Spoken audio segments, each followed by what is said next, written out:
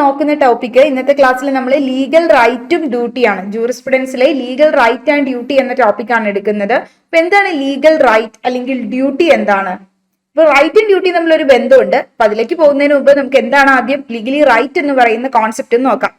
അതായത് നമ്മുടെ ജൂറിസ്പ്രുഡൻസ് എന്ന് പറയുന്ന സബ്ജക്റ്റിൽ നമ്മൾ കുറേ സ്കൂൾസ് പഠിച്ചു, ജൂറിസ്പ്രുഡൻസ് എന്താണെന്ന് പഠിച്ചു, അതുപോലെ തന്നെ ഡിഫറെന്റ് സ്കൂൾസ്, അതിന്റെ ഡിഫറെന്റ് തിയറീസ്, കുറെ ഫിലോസഫേഴ്സ്, ജൂറിസ്റ്റുകൾ പറഞ്ഞിട്ടുള്ള തിയറീസ് ഒക്കെ പറഞ്ഞു. ഇത് മാത്രമല്ല ജൂറിസ്പ്രുഡൻസിലുള്ളത്, ഇതോടൊപ്പം തന്നെ കുറച്ച് കോൺസെപ്റ്റുകളും കൂടിയുണ്ട്. അതായത് റൈറ്റ്, ഡ്യൂട്ടി, അതുപോലെ തന്നെ ഓണർഷിപ്പ്, പൊസഷൻ, പ്രോപ്പർട്ടി, ഇങ്ങനെയുള്ള കുറച്ച് ലീഗൽ കോൺസെപ്റ്റുകളും കൂടി നമുക്ക് ജൂറിസ്പ്രുഡൻസിൽ പഠിക്കാനുണ്ട്. അപ്പൊ ആ കോൺസെപ്റ്റുകളിൽ ഫസ്റ്റ് തന്നെ, അതായത് ഇതൊക്കെ നമ്മുടെ ലോയുടെ എലമെന്റ്സ് ആയിട്ടാണ് കേട്ടോ കണക്കാക്കുന്നത് ഈ കോൺസെപ്റ്റുകളൊക്കെ. അതായത് റൈറ്റ് എന്നും ഡ്യൂട്ടി എന്നും ഓണർഷിപ്പ് എന്നും പൊസഷൻ എന്നും ടൈറ്റിൽ, ലയബിലിറ്റി, അതുപോലെ തന്നെ ഒബ്ലിഗേഷൻ, പേഴ്സൺ, പ്രോപ്പർട്ടി, ഇതൊക്കെ ശരിക്കും ലോയുടെ ഓരോ എലമെന്റ്സ് തന്നെയാണ്. അപ്പൊ ഓരോ ലീഗൽ കോൺസെപ്റ്റുകളുമാണ് നമുക്ക് സിലബസിലുള്ളതാണ്. നമ്മൾ ഓരോന്ന് നോക്കാൻ പോകുന്നത്. ഫസ്റ്റ് വൺ നമ്മൾ legal right and duties. So right and duties നമ്മൾ കമ്പൈൻ ചെയ്ത് പറയുന്നു, പക്ഷെ നമ്മൾ ഇന്നത്തെ ക്ലാസ്സിൽ ഡീൽ ചെയ്യുന്നത് റൈറ്റിന്റെ ടോപ്പിക്കാണ്. നെക്സ്റ്റ് ക്ലാസ്സിൽ നമ്മൾ ഡ്യൂട്ടിയും അതോടൊപ്പം തന്നെ റൈറ്റും ഡ്യൂട്ടിയും തമ്മിലുള്ള കോറിലേഷനും കൂടി ഡീൽ ചെയ്യുന്നതായിരിക്കും. സോ ഇപ്പൊ ഇന്നത്തെ ക്ലാസ്സിൽ നമ്മൾ റൈറ്റ് എന്താണെന്നാണ് നോക്കുന്നത്. ഞാൻ heading legal right and duty നിട്ടുന്നേ ഉള്ളൂ, പക്ഷെ നമ്മൾ ഇന്നത്തെ ക്ലാസ്സിൽ ഡീൽ ചെയ്യുന്നത് ലീഗൽ റൈറ്റ് മാത്രമാണ് കേട്ടോ. സോ ഇപ്പൊ ലീഗൽ റൈറ്റ് എന്താ?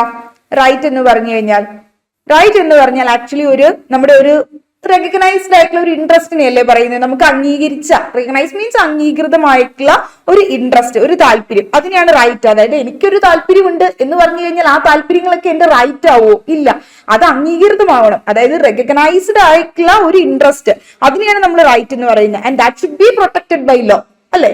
നിയമം വഴിയായിട്ട് പ്രൊട്ടക്ട് ചെയ്യുകയും ചെയ്യണം, എന്നാലേ നമുക്കത് അവകാശം എന്ന് പറയാൻ പറ്റുള്ളൂ. ഓക്കെ, അപ്പൊ നമ്മുടെ ലോ വഴിയായിട്ട് പ്രൊട്ടക്ട് ചെയ്യുന്ന, നമുക്ക് റെക്കഗ്നൈസ് ആയിട്ട് അംഗീകൃതമായി കിട്ടിയിട്ടുള്ള ഒരു ഇൻട്രസ്റ്റ്, താല്പര്യം, അതിനെയാണ്, അല്ലെങ്കിൽ ആ ഒരു ഇൻട്രസ്റ്റിനെയാണ് നമ്മൾ റൈറ്റ് എന്ന് പറയുന്നത്. സോ അപ്പൊ ഈ റൈറ്റ് എന്ന് പറയുന്ന വേർഡ് നമ്മൾ ഡിഫറെന്റ് കോണ്ടെക്സ്റ്റിൽ നമ്മൾ ഉപയോഗിക്കാറുണ്ട്. നമ്മൾ ഫണ്ടമെന്റൽ റൈറ്റ് എന്നും, അതുപോലെ തന്നെ നമ്മൾ എങ്ങനെയാ, നിങ്ങൾ കേട്ടിട്ടുണ്ടാവും ഹ്യൂമൻ റൈറ്റ്സ്, പിന്നെ അതുപോലെ തന്നെ ലീഗൽ റൈറ്റ്സ്, മോറൽ റൈറ്റ്സ്, ഇങ്ങനെയുള്ള ടേംസിലൊക്കെ നമ്മൾ ഈ ഒരു കോണ്ടെക്സ്റ്റിനെ ഉപയോഗിക്കാറുണ്ട്. അപ്പൊ ഈ ലീഗൽ റൈറ്റ് എന്ന് പറഞ്ഞ കോൺസെപ്റ്റിലേക്ക് വരുമ്പോൾ the expression right may be defined as the standard of permitted action within a certain sphere. അത് തന്നെയാണ് നമ്മൾ പറഞ്ഞത്. ഓൾറെഡി റെക്കഗ്നൈസ്ഡ് ആയിട്ടുള്ള ലോ വഴിയായിട്ട് പ്രൊട്ടക്ഷൻ ഉള്ള ഒരു പെർമിറ്റഡ് ആയിട്ടുള്ള ഒരു ആക്ട്, അതിനെയാണ് എന്തെന്ന് പറയുന്നത്? റൈറ്റ് എന്ന് പറയുന്നത്. So right means may be defined as the standard of permitted. റൈറ്റിന്റെ ഡെഫിനിഷൻ എന്താണെന്ന് ചോദിക്കൂല, പക്ഷെ എന്നാലും right may be defined as the standard of permitted action, അതായത് പെർമിറ്റഡ് ആയിട്ടുള്ള, അനുവദനീയമായിട്ടുള്ള ഒരു ആക്ഷൻ ആണ് വിത്തിൻ എ സർട്ടൻ സ്പിയർ, ഒരു സർട്ടൻ ലിമിറ്റ്സിനുള്ളിൽ അല്ലെങ്കിൽ ഒരു സർട്ടൻ സ്പിയറിനുള്ളിലുള്ള പെർമിറ്റഡ് ആക്ഷൻ, അതിനെയാണ് നമ്മൾ റൈറ്റ് എന്ന് പറയുന്നത്. സോ സാൽമണ്ട് റൈറ്റിനെ ഡിഫൈൻ ചെയ്തിട്ടുണ്ടായിരുന്നു ലീഗൽ റൈറ്റിനെ. ലീഗൽ റൈറ്റ് എന്ന് പറഞ്ഞു കഴിഞ്ഞാൽ സാൽമന്റെ ഡെഫിനിഷനിൽ an interest recognised and protected by a rule of legal justice. Yes, right should be protect ചെയ്യണം. റൈറ്റ് എന്ന് പറയുന്നത് എങ്ങനെ ഒരു ഇൻട്രസ്റ്റ് ആ? ലീഗലി പ്രൊട്ടക്ട് ചെയ്യേണ്ട ഒരു ഇൻട്രസ്റ്റ് ആണ്. അപ്പോൾ സാൽമണ്ടിന്റെ ഡെഫിനിഷൻ ഇതായിരുന്നു. ലീഗൽ റൈറ്റ് എന്ന് പറഞ്ഞാൽ ഒരു ഇൻട്രസ്റ്റ് ആണ്, recognised and protected by a rule of legal justice. Legal justice വഴിയായിട്ട് അല്ലെങ്കിൽ ലോ വഴിയായിട്ട് പ്രൊട്ടക്ട് ചെയ്തിട്ടുള്ള, അംഗീകൃതമായിട്ടുള്ള ഒരു ഇൻട്രസ്റ്റ്, അതിനെയാണ് നമ്മൾ ലീഗൽ റൈറ്റ് എന്ന് സാൽമന് ഡിഫൈൻ ചെയ്തിട്ടുള്ളത്. ദെൻ ഈ റൈറ്റിന് കുറെ എലമെന്റ്സ് ഉണ്ട്. അതായത് റൈറ്റ് എന്ന് പറയുമ്പോഴേക്കും മെയിൻ ആയിട്ട് നമ്മൾ രണ്ട് എലമെന്റ്സ് ആണ് ഈ ഡെഫിനിഷനിൽ നിന്ന് നമുക്ക് കിട്ടിയത്. എന്തൊക്കെയാണ് രണ്ട് എലമെന്റ്സ്? നിങ്ങൾക്ക് ഏതൊക്കെ കിട്ടിയത്? ഒന്ന് റെക്കഗ്നൈസ്ഡ് ആയിട്ടുള്ള ഒരു ഇൻട്രസ്റ്റ് ആണെന്ന് പറഞ്ഞു. ദെൻ അതോടൊപ്പം തന്നെ എന്ത് ചെയ്തു? ആ ലീഗൽ ജസ്റ്റിസിന്റെ പ്രൊട്ടക്ഷനും ഉണ്ടെന്ന് പറഞ്ഞു. റൈറ്റ് എന്ന് പറയുന്നത് it's an interest recognised and protected by law. അങ്ങനെ ഓർത്താൽ മതി simply. Right means is an interest recognised and protected by law. Law വഴിയായിട്ട് അംഗീകൃതമായി നമുക്ക് പ്രൊട്ടക്ട് ചെയ്ത് തന്നിട്ടുള്ള ഒരു ഇൻട്രസ്റ്റ്, അതിനെയാണ് നമ്മുടെ റൈറ്റ്, ലീഗൽ റൈറ്റ് എന്ന് പറയുന്നത്. അപ്പൊ റൈറ്റിൽ എന്ത് എലമെന്റ്സ് കാണും? രണ്ട് എലമെന്റ്സ് കാണും. ഒന്ന് ലീഗൽ ആയിട്ടുള്ള റെക്കഗ്നിഷൻ ആണ്. ലീഗൽ റെക്കഗ്നിഷൻ എന്ന് പറഞ്ഞാൽ എന്താ? ലീഗൽ റെക്കഗ്നിഷൻ അംഗീകരിച്ചിട്ടുണ്ട് ലോ പ്രകാരം. ദെൻ ലീഗൽ പ്രൊട്ടക്ഷനും ഉണ്ട്. രണ്ടാമത്തെ ലീഗൽ പ്രൊട്ടക്ഷൻ ആണ്. ഇപ്പൊ സപ്പോസ് ലീഗൽ റെക്കഗ്നിഷൻ മാത്രമേ ഉള്ളൂ, അതായത് നമുക്ക് അംഗീകൃതമായി തന്നിട്ടുള്ളതാണ്, ബട്ട് വിത്തൗട്ട് ലീഗൽ പ്രൊട്ടക്ഷൻ ആണെന്ന് വിചാരിക്കുക. അതായത് ലീഗൽ പ്രൊട്ടക്ഷൻ ഇല്ല. അതായത് ഇപ്പൊ ഇൻ കേസ് നമുക്ക് അംഗീകരിച്ച് തന്നിട്ടുള്ളതാണ് നിയമപ്രകാരം, ഏതെങ്കിലും ആക്ടിന്റെയോ ലോയുടെ അണ്ടറിലൊക്കെ ഉണ്ട്, ബട്ട് ഒരിക്കലും നമുക്ക് ഇത് എൻഫോഴ്സ് ചെയ്തെടുക്കാൻ പറ്റില്ല. അങ്ങനെയല്ലേ ലീഗൽ പ്രൊട്ടക്ഷൻ ഇല്ല എന്ന് പറയുമ്പോൾ. അപ്പൊ നമുക്ക് ലീഗൽ പ്രൊട്ടക്ഷൻ ഇല്ല എങ്കിൽ അതിന്റെ അർത്ഥം എന്താ? നമുക്ക് ഇത് ഒരിക്കലും എൻഫോഴ്സ് ചെയ്തെടുക്കാൻ പറ്റില്ല. പിന്നെ അതുകൊണ്ട് വല്ല കാര്യമുണ്ടോ? ഇല്ല. അപ്പൊ ലീഗൽ റെക്കഗ്നിഷൻ ഉണ്ട്, വിത്തൗട്ട് ലീഗൽ പ്രൊട്ടക്ഷൻ ആണെങ്കിൽ that right cannot be enforced എന്നുള്ള രീതിയിൽ നമ്മൾ ഓർക്കുക കേട്ടോ. അത് ഒരിക്കലും നമുക്ക് എൻഫോഴ്സ് ചെയ്തെടുക്കാൻ പറ്റാത്ത റൈറ്റ് ആണ്. ഇപ്പൊ ഒരു എക്സാമ്പിൾ പറയുകയാണെങ്കിൽ, എന്തൊക്കെ പറയാം, ടൈം ബാർഡായിട്ടുള്ള ഡെപ്റ്റ്.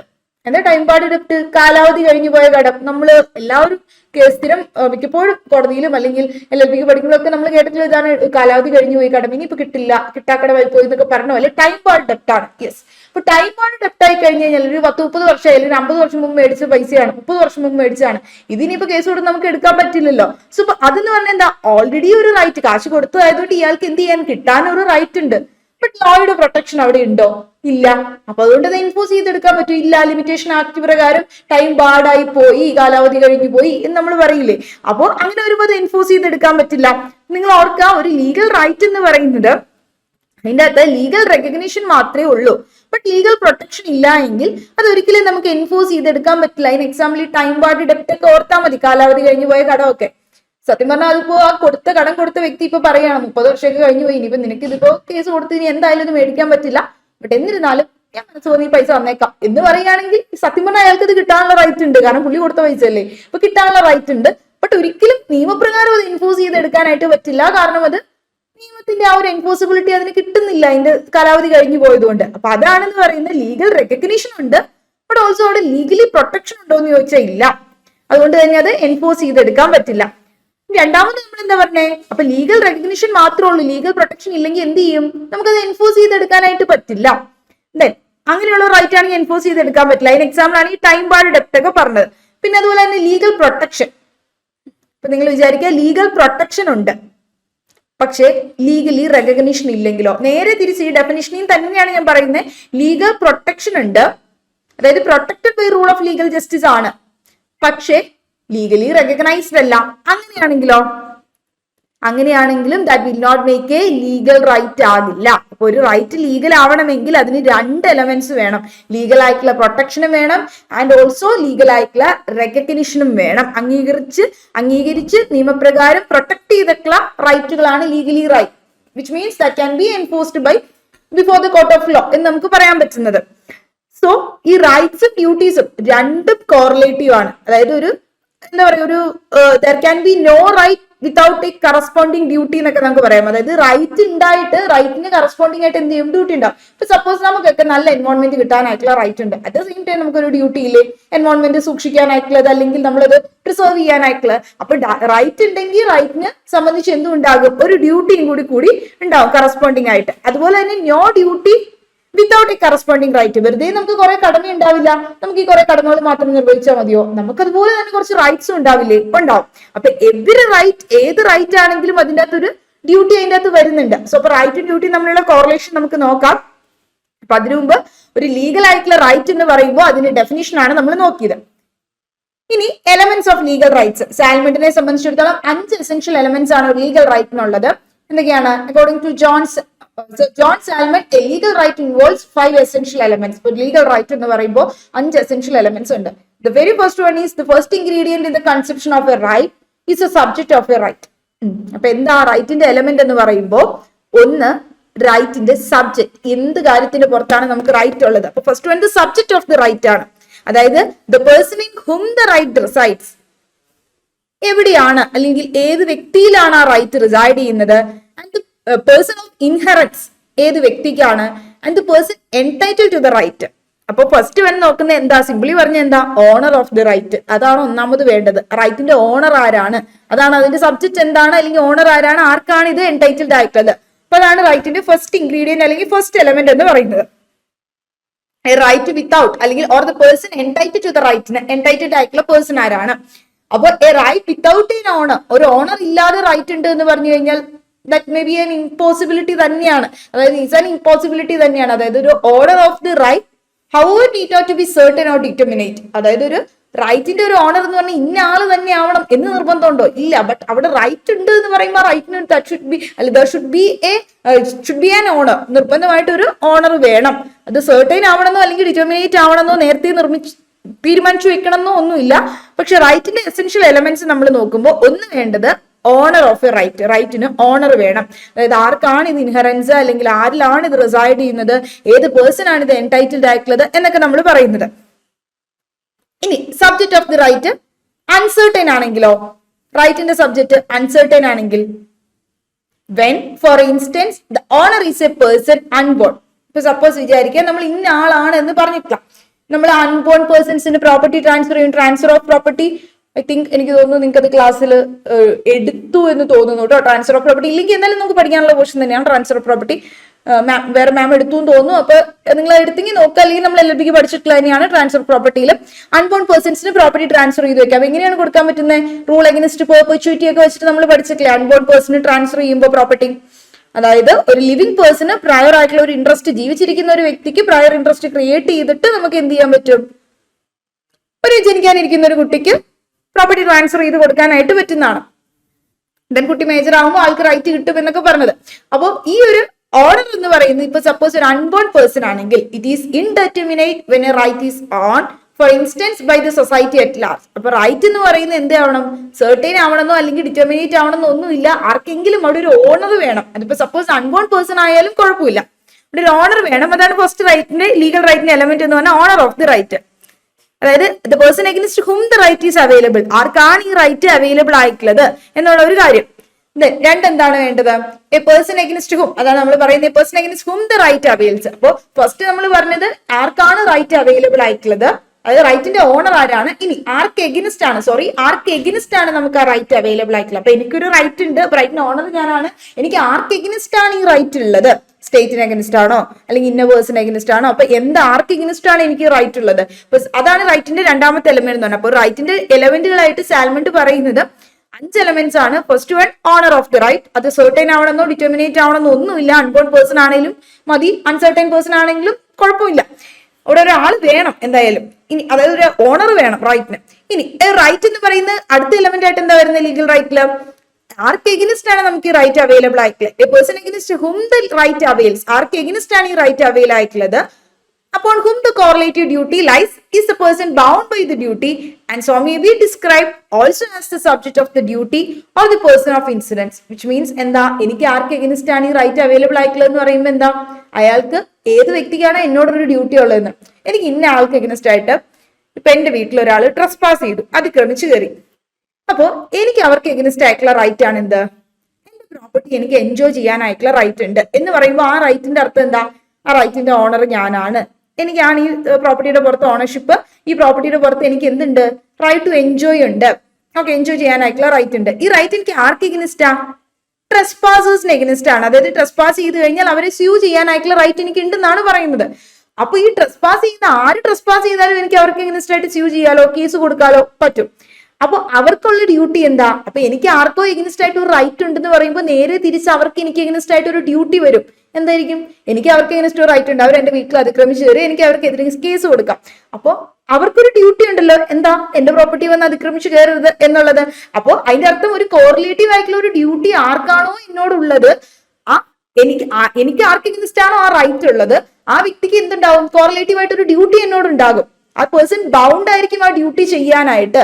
ആ സബ്ജക്ട് ഓഫ് ദി ഡ്യൂട്ടി അല്ലെങ്കിൽ ആ പേഴ്സൺ ഓഫ് ഇൻസിഡൻസ് ആർക്കാണുള്ളത് എന്നാണ് നമ്മൾ നോക്കുന്നത്. ആർക്ക് എഗനിസ്റ്റ് ആണ് എനിക്ക് ആ റൈറ്റ് ഉള്ളത്, ദാറ്റ് മീൻസ് ആർക്കാണ് എന്നോട് ആ ഡ്യൂട്ടി ഉള്ളത് ബൗണ്ട് ആയിട്ട് ചെയ്യാനായിട്ടെന്ന്. സെക്കൻഡ് എലമെന്റ് ആയിട്ട് പറയുന്ന an act or forbearance. ഇനിയിപ്പോ എന്താ വേണ്ടേ? എന്ത് റൈറ്റ് ഉള്ളു? ഇപ്പൊ ഞാൻ പറഞ്ഞില്ലേ, ട്രസ്പാസ് ചെയ്താൽ സ്യൂ ചെയ്യാനായിട്ടുള്ള റൈറ്റ് അല്ലെങ്കിൽ right to enjoy the property. അപ്പൊ ആ ഒരു കോൺസെപ്റ്റ് ഉണ്ടല്ലോ, അല്ലെങ്കിൽ ആ ഒരു എന്തിനുള്ള റൈറ്റ് ആണെന്നുള്ളത്, അതാണ് മൂന്നാമത് എലമെന്റ് ആയിട്ട് പറയുന്നത്. An act of forbearance which is obligatory on the person bound in the favor of the person entitled. Which means എന്താ? ആ കോണ്ടന്റ് ഓഫ് ദി റൈറ്റ് എന്താണ്? അതായത് ഒബ്ലിഗേറ്ററി ആയിട്ട് ഒരു പേഴ്സൺ ഇങ്ങോട്ട് എനിക്ക് ചെയ്യേണ്ട ഒരു ഡ്യൂട്ടിയും അല്ലെങ്കിൽ എനിക്കത് കിട്ടുന്ന ഒരു ലീഗൽ റൈറ്റും എന്ത് ആക്ടിന്റെ പുറത്താണ്? വിച്ച് മീൻസ് അതൊരു കാര്യം ചെയ്യാനോ അല്ലെങ്കിൽ ചെയ്യാതിരിക്കാനോ ആയിരിക്കാം. ഒരു ആക്ട് അല്ലെങ്കിൽ ഒരു ഫോർബിയറൻസ്, ഒരു കാര്യം ചെയ്യാനോ ചെയ്യാതിരിക്കാനോ ഉള്ളത്. അതിന്റെ അർത്ഥം ആ കോണ്ടന്റ് ഓഫ് ദി റൈറ്റ് എന്ന് നിങ്ങൾ സിംപ്ലി ഓർത്താൽ മതി. റൈറ്റിന്റെ കോണ്ടന്റ് എന്താണ്, എന്തിനുള്ളതാണ്? ഇപ്പൊ നമ്മൾ ട്രസ്പാസ് അല്ലെങ്കിൽ എൻജോയ് ചെയ്യാനായിട്ടുള്ള റൈറ്റ് എന്നൊക്കെ പറയുമ്പോൾ എന്താണ് അല്ലെങ്കിൽ അവിടെ ഉള്ള റൈറ്റ്? അതൊരു കാര്യം ചെയ്യാനോ അല്ലെങ്കിൽ ആക്ട് ചെയ്യാനോ ഫോർബിയറിങ് ചെയ്യാനോ, വിച്ച് മീൻസ് ചെയ്യാതിരിക്കാനോ ഉള്ളതായിരിക്കും. ഇനി നാലാമത്തെ എലമെന്റ് ആയിട്ട് റൈറ്റിന്റെ പറയുന്നത് എന്താ? നാലാമത്തെ എലമെന്റ് റൈറ്റിന്റെ ഒബ്ജക്ട് ഓഫ് ദി റൈറ്റ്. അതാണ് നാലാമത്തെ എലമെന്റ് ആയിട്ട് പറയുന്നത്. ഒബ്ജക്ട് ഓഫ് ദി റൈറ്റ് എന്ന് പറഞ്ഞാൽ something to which act or omission relate. എന്തിനെയോ റിലേറ്റ് ചെയ്തിട്ടാണ് എനിക്ക് ഈ ഒരു ആക്ട് അല്ലെങ്കിൽ ആ ഒരു ഒമിഷൻ ഉള്ളത്. അതാണ് നമ്മൾ നാലാമതായിട്ട് പറയുന്നത്. അപ്പൊ എനിക്ക് ഈ ഒരു റൈറ്റ് ഉള്ളത് എന്തിനെയോ സംബന്ധിച്ചാണ്. ഇപ്പൊ എനിക്ക് ട്രസ്പാസ് ആണ്. ഈ ട്രസ്പാസ് എന്തിനെ സംബന്ധിച്ചാ? ആ ഒരു റൈറ്റ് നോട്ട് ടു ട്രസ്പാസ്, മറ്റൊരാളുടെ പ്രോപ്പർട്ടി ട്രസ്പാസ് ചെയ്യുന്ന ഒരു ഡ്യൂട്ടി ഉണ്ട്, അയാൾക്ക് എന്തുണ്ട്, അയാളുടെ പ്രോപ്പർട്ടി എൻജോയ് ചെയ്യാൻ പറ്റും, ട്രസ്പാസ് ചെയ്താൽ സ്യൂട്ട് കൊടുക്കാനും പറ്റും എന്ന് നമ്മൾ പറഞ്ഞല്ലോ. അപ്പൊ അങ്ങനെയാണ് എങ്കിൽ ഈ റൈറ്റ് എന്തിനെ സംബന്ധിച്ചാ, ഗുഡ്സിനെ സംബന്ധിച്ച്, സാധനങ്ങളെ സംബന്ധിച്ചാകാം, പ്രോപ്പർട്ടിനെ സംബന്ധിച്ചാകാം. അതിപ്പോ പ്രോപ്പർട്ടിയെ സംബന്ധിച്ചാണെങ്കിൽ that is the object of the right. അപ്പൊ ഈ ഫോർത്ത് എലമെന്റ് എന്ന് പറയുന്നത് നമ്മൾ ഉദ്ദേശിക്കുന്ന ആ ലീഗൽ റൈറ്റിന്റെ കോൺസെപ്റ്റ് ആയിട്ട് നാലാമത്തെ എലമെന്റ് ആയിട്ട് വന്ന ഒബ്ജക്ട് ഓഫ് ദി റൈറ്റ്, അല്ലെങ്കിൽ the thing over which the right is exercised. ഏത് തിങ്ങിന്റെ പുറത്താണോ അല്ലെങ്കിൽ എന്ത് കാര്യത്തിന്റെ പുറത്താണോ എനിക്ക് ഈ റൈറ്റ് എക്സസൈസ് ചെയ്യുന്നത്, അതിനെയാണ് നമ്മൾ നാലാമത്തെ എലമെന്റ് ആയിട്ട് പറയുന്നത്. ഒരുപാട് സ്ട്രെസ് കൊടുത്ത് പഠിക്കണമെന്നില്ല, കാര്യം ഷോർട്ട് ആക്കി പഠിച്ചാൽ മതി. ഞാൻ സമ്മപ്പ് ചെയ്യാം ലാസ്റ്റ്. ദെൻ അഞ്ചാമത്തെ എലമെന്റ് ആയിട്ട് പറയുന്നത്, ഫിഫ്ത്ത് എലമെന്റ് ആയിട്ട് അല്ലെങ്കിൽ ലാസ്റ്റ് എലമെന്റ് ആയിട്ട് പറയുന്നത് ലീഗൽ റൈറ്റിന്റെ ടൈറ്റിൽ. അതിന്റെ പുറത്തുള്ള ടൈറ്റിൽ എന്താണ്, അതായത് the event by which the right has become vested in the owner. ഏത് പ്രവൃത്തി വഴി അല്ലെങ്കിൽ എന്ത് ഇവന്റ് വഴിയായിട്ടാണ് ഈ റൈറ്റ് ആക്ച്വൽ ഓണേഴ്സിന്റെ കയ്യിൽ വെസ്റ്റഡ് ആയത് എന്ന് പറയുന്നതാണ് ഫിഫ്ത്ത് എലമെന്റ് അല്ലെങ്കിൽ ലാസ്റ്റ് എലമെന്റ് ആയിട്ട് സാൽമണ്ട് പറയുന്നത്. അപ്പൊ നിങ്ങൾ ഓർക്കേണ്ട ഇത്രേ ഉള്ളൂ, 5 എലമെന്റുകൾ ലീഗൽ ആയിട്ടുള്ള റൈറ്റ്സിന് ഉണ്ട്. ഒരു ലീഗൽ റൈറ്റിന് 5 എലമെന്റ്സ് ഉണ്ട്. First one owner of the right, second one person against whom the right is available, മൂന്നാമത്തത് കോണ്ടന്റ് ഓഫ് ദി റൈറ്റ്, അതായത് ആക്ട് അല്ലെങ്കിൽ ഒരു ഫോർബിയറൻസ് ആകാം. 4 ഒബ്ജക്ട് എന്ന് പറഞ്ഞാൽ something to which the act അല്ലെങ്കിൽ ആ ഒമിഷൻ റിലേറ്റ് ചെയ്യുന്ന എന്തിനെ സംബന്ധിച്ചാണ് അതുള്ളത്. 5ാമത്തെ ടൈറ്റിൽ. ഇങ്ങനെ 5 എലമെന്റ്സ് ആണ് ഒരു ലീഗൽ റൈറ്റിനുള്ളതായിട്ട് സാൽമണ്ട് പറഞ്ഞിട്ടുള്ളത്. ഇനി അതിന്റെ ഒരു ഇല്ലിസ്ട്രേഷൻ ഉണ്ട്. ആ ഇല്ലിസ്ട്രേഷൻ നമുക്ക് നോക്കാം. അപ്പൊ ഇല്ലിസ്ട്രേഷനിൽ വരുമ്പോൾ suppose a testator leaves a gold ring to the legatee. അപ്പോ ഒരു ടെസ്റ്റേറ്റർ, അതായത് വിച്ച് മീൻസ് ഒരു വില്ല് എഴുതുന്ന ആളെയാണല്ലോ നമ്മൾ ടെസ്റ്റേറ്റർ എന്ന് പറയുന്നത്. ആർക്കാണോ ഫേവർ ആയിട്ട് എഴുതുന്ന ആളെ ലെഗറ്റീവ് എന്ന് പറയും. സോ ഒരു ഗോൾഡ് റിംഗ് ഒരു ടെസ്റ്റേറ്റർ ലീവ് ചെയ്തു. And the legatee becomes the subject or the owner of and the legatee become the subject or the owner of the right.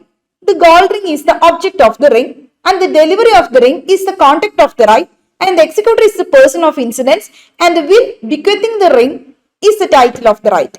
Yes, നോക്ക്, ഈ ഇല്ലിസ്ട്രേഷനിൽ വന്നപ്പോ നമ്മുടെ റൈറ്റിന്റെ ലീഗൽ റൈറ്റിന്റെ 5 എലമെന്റുകൾ വന്നിട്ടുണ്ട്. എങ്ങനെയാ വന്നത്? Suppose a testator leaves a gold ring to a legatee. Suppose എന്ത് ചെയ്തു, ഒരു വില്ല് എഴുതിയ വ്യക്തി ഒരു ഗോൾഡ് റിംഗ് ഒരു ലെഗറ്റി ആർക്കാണോ കൊടുത്തു അയാൾക്ക് കൊടുത്തു, ഫേവർ ആക്കി കൊടുത്തു. അപ്പൊ ഈ ലെഗറ്റി എന്ന് പറയുന്നത് എന്താണ്? ബിക്കംസ് എ സബ്ജക്ട് അല്ലെങ്കിൽ ഓണർ ഓഫ് ദ റിംഗ്. ആർക്കാ റിംഗ് കൊണ്ട് കൊടുത്തത്? ഇയാൾക്കല്ലേ കൊടുത്തത്, ലെഗറ്റിക്ക്. അപ്പൊ ഇയാളായിരിക്കും ആര്? സബ്ജക്ട് ഓഫ് ദി റിംഗ് അല്ലെങ്കിൽ ഓണർ ഓഫ് ദി റിംഗ്. നമ്മുടെ ഫസ്റ്റ് എലമെന്റ് ആരാ? ആർക്കാണോ ഫേവർ ആയിട്ട് വരുന്നത്? അത് ജീവിച്ചിരിക്കുന്ന വ്യക്തിയാവാം, ജനിക്കാൻ പോകുന്ന വ്യക്തിയാവാം, ആരെങ്കിലും ആകാം. ഇതിപ്പോ ഇവിടെ ലെഗറ്റിക്ക് കൊടുത്തിട്ടുണ്ടെന്ന് പറഞ്ഞാൽ ആരെങ്കിലും ആവട്ടെ, A B C any other person. അപ്പൊ അയാളാണ് എന്ത്? സബ്ജക്ട് അല്ലെങ്കിൽ ഓണർ ഓഫ് ദ റൈറ്റ്. ആ റൈറ്റിന്റെ ഓണർ അല്ലെങ്കിൽ സബ്ജക്ട് എന്ന് പറയുന്ന പുള്ളിയാണ്. ഇനി രണ്ടാമത് നമുക്ക് എന്താ വേണ്ടത്? The person against whom. അതവിടെ നിൽക്കട്ടെ. ദെൻ രണ്ടാമത് നമുക്ക് നോക്കാം ഒബ്ജക്ട് എന്താണ്. ആ റിംഗ് ഒബ്ജക്ട് എന്താണ്? റൈറ്റിന്റെ ഒബ്ജക്ട് എന്ന് പറയുന്ന റിംഗ് ആണ്. സോ ഗോൾഡ് റിംഗ് ആണ് ഒബ്ജക്ട് ഓഫ് ദ റൈറ്റ്. അപ്പൊ ഗോൾഡ് റിംഗ് എന്ന് പറയുന്നതാണ് എന്ത്? ആ റൈറ്റിന്റെ ഒബ്ജക്ട് എന്ന് പറയുന്നത്. ഇനി ആ കോണ്ടന്റ് ഓഫ് ദി റൈറ്റ് എന്ന് പറഞ്ഞ എന്താ? Delivery of the ring. അതായത് അതുമായി ബന്ധപ്പെട്ട് ആ ഒബ്ജക്റ്റുമായി ബന്ധപ്പെട്ട് എന്തെങ്കിലും ഒരു ആക്ട് അല്ലെങ്കിൽ ഒരു ഫോർബിയറൻസ് ചെയ്യാൻ, ഇതിപ്പോ അത് കൊടുക്കല്ലേ, ഡെലിവറി ചെയ്യല്ലേ ചെയ്ത് കൊടുക്കാണ്. അപ്പൊ ഡെലിവറി ഓഫ് ദി റിംഗ് എന്ന് പറഞ്ഞാണ് കോണ്ടന്റ് ഓഫ് ദി റൈറ്റ്. ഇനി എക്സിക്യൂട്ടർ എന്ന് പറയുന്നതാണ് the person of incidence and the will bequeathing the ring is the title of the right. ആ ഒരു ബിക്കത്ത് എഴുതി കൊടുക്കുന്നില്ല, വില്ല് എഴുതി ബിക്കത്ത് എഴുതി കൊടുക്കുന്ന, അതാണ് ആ ഒരു ടൈറ്റിൽ അല്ലെങ്കിൽ എന്താ പറയാ ആ റൈറ്റിന്റെ ടൈറ്റിൽ എന്ന് പറയുന്നത്. ഇനി ആർക്ക് എഗനിസ്റ്റ് ആണ്? ഈ വില്ല് എഴുതി കൊടുത്ത ആ ഒരു പേഴ്സൺ എഗനിസ്റ്റ് ആയിട്ടാണ് കിട്ടുന്നത്. ആ പേഴ്സൺ ഓഫ് ഇൻസിഡൻസ് എന്ന് പറയുന്നത് ആ എക്സിക്യൂട്ടർ ആണ്. അപ്പൊ 5 എലമെന്റ് നമ്മളിപ്പോ ഈ പറഞ്ഞ ഇല്ലിസ്ട്രേഷനിൽ ലീഗൽ റൈറ്റിൽ വന്നിട്ടുണ്ട്. ഇല്ലിസ്ട്രേഷൻ നിങ്ങൾക്കൊന്ന് ജസ്റ്റ് മനസ്സിലാവാൻ വേണ്ടിയിട്ട് ഇട്ടൂന്നേ ഉള്ളൂ. അപ്പൊ നിങ്ങളൊന്ന് ജസ്റ്റ് ഒന്ന് ഗോ ത്രൂ ചെയ്ത് പോവാ കേട്ടോ. ഇതാണ് നമ്മൾ എലമെന്റ്സ്, ലീഗൽ റൈറ്റിന്റെ 5 എലമെന്റുകളായിട്ട് സാൽമണ്ട് പറയുന്നത്. ഇതുപോലെ ഏത് കോൺസെപ്റ്റ് വേണമെങ്കിലും നിങ്ങൾക്ക് എടുക്കാം. എന്ത് കോൺസെപ്റ്റ് എടുത്ത് നോക്കിയാലും ഇതിലൊരു 5 ലീഗൽ എലമെന്റുകൾ റൈറ്റിലുണ്ടാവും, ലീഗൽ റൈറ്റിലുണ്ടാവും. Then classification of rights. റൈറ്റ്സിനെ നമുക്ക് പല തരത്തിൽ ക്ലാസിഫൈ ചെയ്യാൻ പറ്റും. നിങ്ങൾ തന്നെ കുറെ റൈറ്റ്സ് കേട്ടിട്ടുണ്ടാവുമായിരിക്കും, ഹ്യൂമൻ റൈറ്റ്, ഫണ്ടമെന്റൽ റൈറ്റ് എന്നൊക്കെ പറഞ്ഞുകൊണ്ട്. അപ്പൊ നമ്മൾ മെയിൻലി ക്ലാസിഫൈ ചെയ്യുന്ന റൈറ്റ്സിനെ ഈ പറയുന്ന രീതികളിലൂടെയാണ്. First one, perfect and imperfect right. എന്ത് ഈ പെർഫെക്റ്റ് റൈറ്റും ഇംപെർഫെക്റ്റ് റൈറ്റും? ഇതാണ് ഫസ്റ്റ് കാറ്റഗറി ആയിട്ട് പറയുന്നത് കേട്ടോ. അപ്പോൾ സ്ട്രെസിങ് ഓൺ എൻഫോഴ്സബിലിറ്റി, അതിന്റെ എൻഫോഴ്സബിലിറ്റി ബ്രാക്കറ്റിൽ ഇട്ടിട്ടുണ്ട്. അത് നോക്കൂ, സ്ട്രെസിങ് ഓൺ എൻഫോഴ്സബിലിറ്റി, അതിന്റെ എൻഫോഴ്സ് ചെയ്യാൻ പറ്റുന്ന എബിലിറ്റിയുമായി ബന്ധപ്പെടുത്തിയാണ് നമ്മൾ അതിനെ പെർഫെക്റ്റ് റൈറ്റ് എന്നും ഇംപെർഫെക്റ്റ് റൈറ്റ് എന്നും പറയുന്നത്. Suppose rights may be either perfect ആകാം അല്ലെങ്കിൽ ഇംപെർഫെക്റ്റ് ആവാം. ഒരു റൈറ്റ് പെർഫെക്റ്റ് ആണെന്ന് പറയുമ്പോൾ എന്താ, is perfect right is one which corresponds to a perfect duty. ഇപ്പൊ റൈറ്റ് ഒരു പെർഫെക്റ്റ് റൈറ്റ് എന്ന് പറയുമ്പോൾ അതിന്റെ കൂടെ എന്തുണ്ടാകും, which corresponds to a perfect duty, അതിന്റെ കൂട്ടത്തിൽ ഒരു പെർഫെക്റ്റ് ആയിട്ടുള്ള ഒരു ഡ്യൂട്ടിയും കാണും അല്ലെ. ഒരു ലീഗൽ റൈറ്റ്, ഒരു റൈറ്റ് പെർഫെക്റ്റ് റൈറ്റ് എന്ന് പറയുമ്പോഴേക്കും അതിന്റെ അർത്ഥം which correspond to a perfect duty, അതിന്റെ കൂട്ടത്തിൽ തന്നെ ഒരു പെർഫെക്റ്റ് ആയിട്ടുള്ള ഡ്യൂട്ടിയും കൂടി വരുന്നുണ്ട്. A duty is perfect when it is not only recognized by law but also enforced by it. Thus a perfect right is one in respect of which an action can be successfully brought in a court of law. കാര്യം ഇത്രയേ ഉള്ളൂ. Right perfect റൈറ്റും ഉണ്ട്, imperfect റൈറ്റും ഉണ്ട്. ഇതിനെ നമ്മൾ ഇങ്ങനെ ക്ലാസിഫൈ ചെയ്യുന്നത് അതിന്റെ എൻഫോഴ്സബിലിറ്റിയെ ബേസ് ചെയ്തിട്ടാണ്, അതിനെ സ്ട്രെസ് ചെയ്തിട്ടാണ് നമ്മൾ ഈ ക്ലാസിഫിക്കേഷൻ നടത്തുന്നത്. സോ ഇപ്പൊ റൈറ്റ്സ് പെർഫെക്റ്റും ആകും ഇംപെർഫെക്റ്റും ആകുന്നു. അപ്പൊ പെർഫെക്റ്റ് റൈറ്റ് എന്ന് പറഞ്ഞാൽ എന്താ, നമുക്ക് കോടതിയിൽ എൻഫോഴ്സ് ചെയ്ത്, കോടതി മുഖേന എൻഫോഴ്സ് ചെയ്ത് പ്രാബല്യത്തിൽ എടുക്കാൻ പറ്റുന്ന റൈറ്റുകളെയാണ് നമ്മൾ പെർഫെക്റ്റ് റൈറ്റുകൾ എന്ന് പറയുന്നത്. അതിന്റെ അകത്ത് എന്തുണ്ടാകും, പെർഫെക്റ്റ് റൈറ്റ് എന്ന് പറയുമ്പോൾ which corresponds to perfect duty, അവിടെ ഒരു പെർഫെക്റ്റ് ആയിട്ടുള്ള ഡ്യൂട്ടിയും അതിന് കറസ്പോണ്ടിങ് ആയിട്ട് ഉണ്ടാകും. അപ്പോൾ ഡ്യൂട്ടി എന്ന് പറയുന്നത് പെർഫെക്റ്റ് ആണ്. A duty is perfect when it is not only recognised by law. അപ്പൊ ഡ്യൂട്ടി പെർഫെക്റ്റ് ആണെങ്കിൽ എന്തായിരിക്കണം, അത് ലോ ആയിട്ട് റെക്കഗ്നൈസ് ചെയ്താൽ മാത്രം പോരാ. നമുക്കൊരു ഡ്യൂട്ടി, ഒരു കടമ ഉണ്ടെന്ന് പറയുമ്പോഴേക്കും അതെങ്ങനെയായിരിക്കണം, that can be enforced by it, നമുക്ക് എൻഫോഴ്സ് ചെയ്യാനും കൂടി പറ്റണ്ടേ. അങ്ങനെയാണെങ്കിലേ പറ്റുള്ളൂ. ആ റൈറ്റ് വെറുതെ ഒരു റൈറ്റ് ഉണ്ടെന്ന് പറഞ്ഞിട്ട് കാര്യമുണ്ടോ, നമുക്കത് എൻഫോഴ്സ് ചെയ്യാൻ പറ്റണം. അപ്പൊ ഒരു പെർഫെക്റ്റ് റൈറ്റ് എന്ന് പറഞ്ഞു കഴിഞ്ഞാൽ which action can be successfully brought in a court of law, കോടതി മുമ്പാകെ നമുക്ക് അതിൽ ഒരു ആക്ഷൻ എടുക്കാൻ പറ്റുന്നതാണ്. അതിനാണ് നമ്മൾ പെർഫെക്റ്റ് റൈറ്റ് എന്ന് പറഞ്ഞത്. ഇംപെർഫെക്റ്റ് റൈറ്റ് എന്ന് പറഞ്ഞാലോ, recognized by law for certain purpose but it is incapable of legal enforcement. Legally നമുക്ക് ഇംപെർഫെക്റ്റ് റൈറ്റ് എന്ന് പറയുമ്പോഴേക്കും അത് റെക്കഗ്നൈസ്ഡ് ബൈ ലോ, ലോ വഴിയായിട്ട് അംഗീകൃതമാണ് ഫോർ സർട്ടൻ പേർപ്പസിന് വേണ്ടി, but it is incapable of legal enforcement. Legally നമുക്ക് enforce ചെയ്തെടുക്കാൻ പറ്റില്ല. ഇതിനൊരു എക്സാമ്പിൾ ആണ് ഒരു ടൈം ബാർഡ് ഡെറ്റ് എന്ന് പറയുന്ന ഒരു ഇംപെർഫെക്റ്റ് ആയിട്ടുള്ള റൈറ്റ് ആണ്. കാരണം by the lapse of time, കാലാവധി കഴിഞ്ഞത് കൊണ്ട് തന്നെ does not destroy the right, അത് റൈറ്റ് അല്ലാതാകുന്നില്ല. ഞാൻ പറഞ്ഞില്ല, ഇപ്പൊ അവർ എപ്പോഴെങ്കിലും പൈസ കൊണ്ട് തരുമ്പോഴേക്കും എനിക്കത് കിട്ടാനുള്ള, വാങ്ങാനുള്ള റൈറ്റ് ഉണ്ട്, കാരണം ഞാൻ കൊടുത്ത വ്യക്തിയാണല്ലോ. പക്ഷേ നിയമപ്രകാരം എനിക്കത് വാങ്ങിയെടുക്കാൻ പറ്റില്ല. സോ അതെന്റെ ഇംപെർഫെക്റ്റ് റൈറ്റ് ആണെന്ന് പറയാം. പക്ഷെ ഇതിന്റെ enforcement merely bars the enforcement, കേവലം അതിന്റെ എൻഫോഴ്സ്മെന്റ് മാത്രമേ ബാർ ചെയ്തിട്ടുള്ളൂ, തടഞ്ഞിട്ടുള്ളൂ. അതുകൊണ്ട് തന്നെ അതിനെ നമുക്ക് ഇംപെർഫെക്റ്റ് റൈറ്റ് എന്ന് പറയാം. എൻഫോഴ്സ്മെന്റ് നമുക്ക് ബാർ ചെയ്തിരിക്കുകയാണ്, നിയമപ്രകാരം എൻഫോഴ്സ് ചെയ്തെടുക്കാൻ പറ്റില്ല. ബട്ട് അതെന്താണ്, അതെന്റെ റൈറ്റ് തന്നെയാണ്. അപ്പൊ അതിനെ നമുക്ക് അതുകൊണ്ട് റൈറ്റ് എന്ന് പറയുന്നു. ബട്ട് അത് ഇംപെർഫെക്റ്റ് ആയിട്ടുള്ള റൈറ്റ് ആണ്. അപ്പൊ ഇംപെർഫെക്റ്റ് റൈറ്റും പെർഫെക്റ്റ് റൈറ്റും തമ്മിലുള്ള വ്യത്യാസം ഓർക്കുക. എൻഫോഴ്സിബിൾ ആയിട്ടുള്ള റൈറ്റുകളാണ് പെർഫെക്റ്റ് റൈറ്റ്. കാര്യം ഇത്ര ഓർക്കുക, enforceable rights are perfect right, unenforceable rights are imperfect right. Unenforceable ആയിട്ടുള്ള, എൻഫോഴ്സ് ചെയ്തെടുക്കാൻ പറ്റാത്ത റൈറ്റുകളെ ഇംപെർഫെക്റ്റ് റൈറ്റ് എന്ന് പറയും. ഇപ്പൊ അതിന് എക്സാമ്പിൾ ആണ് by the lapse of time, കാലാവധി കഴിഞ്ഞത് വഴിയായിട്ടുള്ള ക്ലെയിം ചെയ്യുന്ന അത്തരത്തിലുള്ള ക്ലെയിമുകളൊക്കെ അൺഎൻഫോഴ്സിബിൾ ആണ്. പിന്നെ അതുപോലെ തന്നെ ഇപ്പൊ നമ്മളിപ്പോ സ്റ്റാമ്പ് കൊടുത്തില്ല എന്ന് വെക്കും, ഇപ്പൊ സഫീഷ്യന്റ് ആയിട്ടുള്ള സ്റ്റാമ്പ് ഒട്ടിച്ചില്ല, അല്ലെങ്കിൽ ഇപ്പൊ രജിസ്ട്രേഷൻ പ്രോപ്പർ ആയിട്ട് നടത്തിയില്ല. അപ്പൊ അങ്ങനെയുള്ള കാര്യങ്ങളൊക്കെ ഇപ്പൊ നമ്മളൊരു പെറ്റീഷൻ കൊടുത്തു കഴിഞ്ഞാൽ ഇതൊന്നും എൻഫോഴ്സ് ചെയ്തെടുക്കാൻ പറ്റില്ലല്ലോ, ഇതൊക്കെ ഇംപെർഫെക്റ്റ് അല്ലേ. അപ്പൊ അങ്ങനെയുള്ളവർക്ക് ഇംപെർഫെക്റ്റ് ആയിട്ടുള്ള റൈറ്റുകളായിട്ട് നമുക്ക് പറയാൻ പറ്റും. മറ്റേ പെർഫെക്റ്റ് റൈറ്റ് എന്ന് പറഞ്ഞാൽ പെർഫെക്റ്റ്ലി നമുക്ക് എൻഫോഴ്സ് ചെയ്യാൻ പറ്റും, ലോയുടെ പ്രൊട്ടക്ഷൻ ഉള്ളത് തന്നെയാണ് കേട്ടോ പറയുന്നത് പെർഫെക്റ്റ് റൈറ്റ് എന്ന്. അടുത്ത റൈറ്റ് ആണ് positive right and negative rights. Yes, next classification ആണ് പോസിറ്റീവ് റൈറ്റും നെഗറ്റീവ് റൈറ്റും. എന്താ പോസിറ്റീവ് റൈറ്റ്, നെഗറ്റീവ് റൈറ്റ്സ്? അപ്പോ ഇത് സ്ട്രെസ് ചെയ്യുന്നത് അതിന്റെ എഫക്റ്റിനെ ബേസ് ചെയ്തിട്ടാണ്. മറ്റേത് എൻഫോഴ്സിബിലിറ്റിയെ ബേസ് ചെയ്തിട്ടാണ് നമ്മൾ അതിന്റെ ക്ലാസിഫിക്കേഷൻ നടത്തിയെങ്കിൽ ഇത് സ്ട്രെസ്സിങ് ഓൺ ദ എഫക്റ്റ് ആണ്, അതിന്റെ എഫക്റ്റിനെ ബേസ് ചെയ്തിട്ടാണ് സ്ട്രെസ് ചെയ്യുന്നത്. ഇപ്പൊ ഒരു പോസിറ്റീവ് റൈറ്റ് എന്ന് പറഞ്ഞാൽ എന്താ, it's correspond to a positive duty, അതിന് കറസ്പോണ്ടിങ് ആയിട്ട് ഒരു പോസിറ്റീവ് ആയിട്ടുള്ള ഡ്യൂട്ടി കാണും. നെഗറ്റീവ് റൈറ്റിന് കറസ്പോണ്ടിങ് ആയിട്ട് ഒരു നെഗറ്റീവ് ഡ്യൂട്ടി കാണും. അതായത് എനിക്ക് പോസിറ്റീവ് ആയിട്ടുള്ള ഒരു റൈറ്റ് ഉണ്ടെന്ന് പറയുമ്പോൾ എന്താ, തിരിച്ച് മറ്റൊരു പേഴ്സൺ എന്നോട് പോസിറ്റീവ്ലി ഒരു കാര്യം ഇങ്ങോട്ട് ചെയ്യാനായിട്ടുണ്ട്, എന്തോ ഒരു കാര്യം ചെയ്യാനായിട്ടുള്ള. എനിക്ക് നെഗറ്റീവ് ആയിട്ടുള്ള റൈറ്റ് ഉണ്ടെന്ന് പറയുമ്പോൾ അയാൾക്ക് നെഗറ്റീവ് ആയിട്ടുള്ള ഡ്യൂട്ടി എന്നോട്, അതായത് ഒരു കാര്യം ചെയ്യരുത് എന്നുള്ള ഒരു ഡ്യൂട്ടി ആയിരിക്കുമല്ലോ. ഇപ്പൊ എന്റെ വീട്ടിൽ വേസ്റ്റ് കൊണ്ട് ഇടരുത് എന്നുള്ള ഒരു ഡ്യൂട്ടി, അതൊരു നെഗറ്റീവ് ഡ്യൂട്ടി ആണുള്ളത്. അല്ലാണ്ട് ചെയ്യാനുള്ള ഡ്യൂട്ടി അല്ലല്ലോ. ഇപ്പൊ എന്റെ അടുത്ത് വന്ന് വേസ്റ്റ് ഇറക്കി കളയാനുള്ള ഡ്യൂട്ടി, ഇതൊരു പോസിറ്റീവ് ഡ്യൂട്ടി, ഒരു കാര്യം ചെയ്യാൻ വേണ്ടിയിട്ടുള്ളതാണ്. അല്ലെങ്കിൽ എന്റെ ചുറ്റുപാടുള്ള എൻവോൾവ്മെന്റ് മൊത്തത്തിൽ പ്രൊട്ടക്ട് ചെയ്യാനായിട്ടുള്ള ഡ്യൂട്ടി, ഇത് പോസിറ്റീവ് ഡ്യൂട്ടിയാണ്. അപ്പോൾ ഒരു പോസിറ്റീവ് റൈറ്റ് ഉണ്ടെന്ന് പറയുമ്പോൾ അതിന് പോസിറ്റീവ് ആയിട്ടുള്ള ഒരു ഡ്യൂട്ടി ആയിരിക്കും കറസ്പോണ്ടിങ് ആയിട്ട് ഉണ്ടാവുന്നത്. നെഗറ്റീവ് റൈറ്റ് എന്ന് പറയുമ്പോൾ അതിന് കറസ്പോണ്ടിങ് ആയിട്ട് ഒരു നെഗറ്റീവ് ഡ്യൂട്ടി ആയിരിക്കും ഉണ്ടാവുന്നത്. അപ്പൊ ഈ പോസിറ്റീവ് റൈറ്റ് എന്ന് പറയുന്നത് right which enables the holder to compel the person on whom the duty lies to do some positive act in favour. ഇപ്പോ right of a creditor to receive the money from the debtor, കടം കൊടുക്കാനുള്ള പൈസ കൊടുത്ത ആ വ്യക്തിയുടെ അടുത്ത് നിന്നും, ആ കടക്കാരൻ ആരാണോ ഡെപ്റ്ററിന്റെ അടുത്ത് നിന്നും പൈസ ക്രെഡിറ്ററിന് കൊടുത്ത ആൾക്ക് വാങ്ങാനായിട്ടുള്ള റൈറ്റ്, ഇതെന്ന് പറയുന്ന ഒരു പോസിറ്റീവ് റൈറ്റ് ആണ്. നെഗറ്റീവ് റൈറ്റ് എന്ന് പറയുമ്പോൾ it's right of the person that the person bound shall refrain from doing some act. Negative right എന്ന് പറയുമ്പോൾ അങ്ങനെ ഓർക്കാൻ, നമുക്കൊരു കാര്യം ചെയ്യാതിരിക്കാനായിട്ടുള്ള ഒരു റൈറ്റ് ആണ്. Refrain from doing some act, എന്തെങ്കിലും ഒരു കാര്യം ചെയ്യാതിരിക്കാനായിട്ടുള്ള റൈറ്റ് ആണ്. Which will be prejudicial to the person entitle. അതായത് നമ്മൾ ആ ആക്ച്വലി എൻടൈറ്റിൽ ആയിട്ടുള്ള പേഴ്സൺ ആരാണോ അയാൾക്ക് പ്രിജുഡൈസ് ആയിട്ടുള്ള രീതിയിൽ അഫക്ട് ചെയ്യുന്ന തരത്തിൽ നമ്മൾ ഇത് യൂസ് ചെയ്യരുത് എന്നും പറഞ്ഞിട്ടുള്ള, അല്ലെങ്കിൽ അങ്ങനെ ചെയ്യരുത് എന്ന് പറയുന്ന ഒരു റൈറ്റ് ആണ് നെഗറ്റീവ് റൈറ്റ്. അപ്പോൾ ഇപ്പൊ ഒരു റൈറ്റ് ഓഫ് ഓണർഷിപ്പ് എന്ന് പറയുന്ന ഒരു നെഗറ്റീവ് റൈറ്റ് ആണ്. അത് ഇമ്പോസ് ചെയ്യുന്ന എന്താ, മറ്റുള്ളവരിൽ ഒരു നെഗറ്റീവ് ഡ്യൂട്ടി അല്ലേ. എനിക്കിപ്പോൾ ഒരു റൈറ്റ് ഓഫ് ഓണർഷിപ്പ് ഉണ്ടെന്ന് പറയുമ്പോൾ എനിക്ക് എൻജോയ് ചെയ്യാനായിട്ടുള്ള റൈറ്റ് ഉണ്ടെന്ന് പറയുമ്പോൾ മറ്റു പേഴ്സൺസിൽ ഒരു നെഗറ്റീവ് ഡ്യൂട്ടിയാണ് അവിടെ ഇമ്പോസ് ചെയ്യുന്നത്. അവർക്ക് ഇത് യൂസ് ചെയ്യാനുള്ള റൈറ്റ് ഇല്ല, അല്ലെങ്കിൽ അവർക്ക് ഇതിൽ ഇന്റർഫിയർ ചെയ്യാനായിട്ടുള്ള റൈറ്റ് ഇല്ല. സോ ഇപ്പോ ആദ്യത്തെ റൈറ്റ് എന്ന് പറയുന്നത് പോസിറ്റീവ്ലി ബെനിഫിറ്റ് ചെയ്യുന്ന റൈറ്റ് ആണ്, പോസിറ്റീവ് റൈറ്റ് എന്ന് പറയുന്നത്. രണ്ടാമത് പറഞ്ഞ നെഗറ്റീവ് റൈറ്റ് എന്ന് പറയുമ്പോഴോ the right not to be harmed, harm ചെയ്യരുത് എന്നുള്ള റൈറ്റ് ആണ്. അതായത് ഒരു കാര്യം ചെയ്യാൻ പാടില്ല എന്ന് പറയുന്ന പോലത്തെ ഒരു റൈറ്റ്, അതാണ് നെഗറ്റീവ് റൈറ്റ് എന്ന് പറയുന്നത്.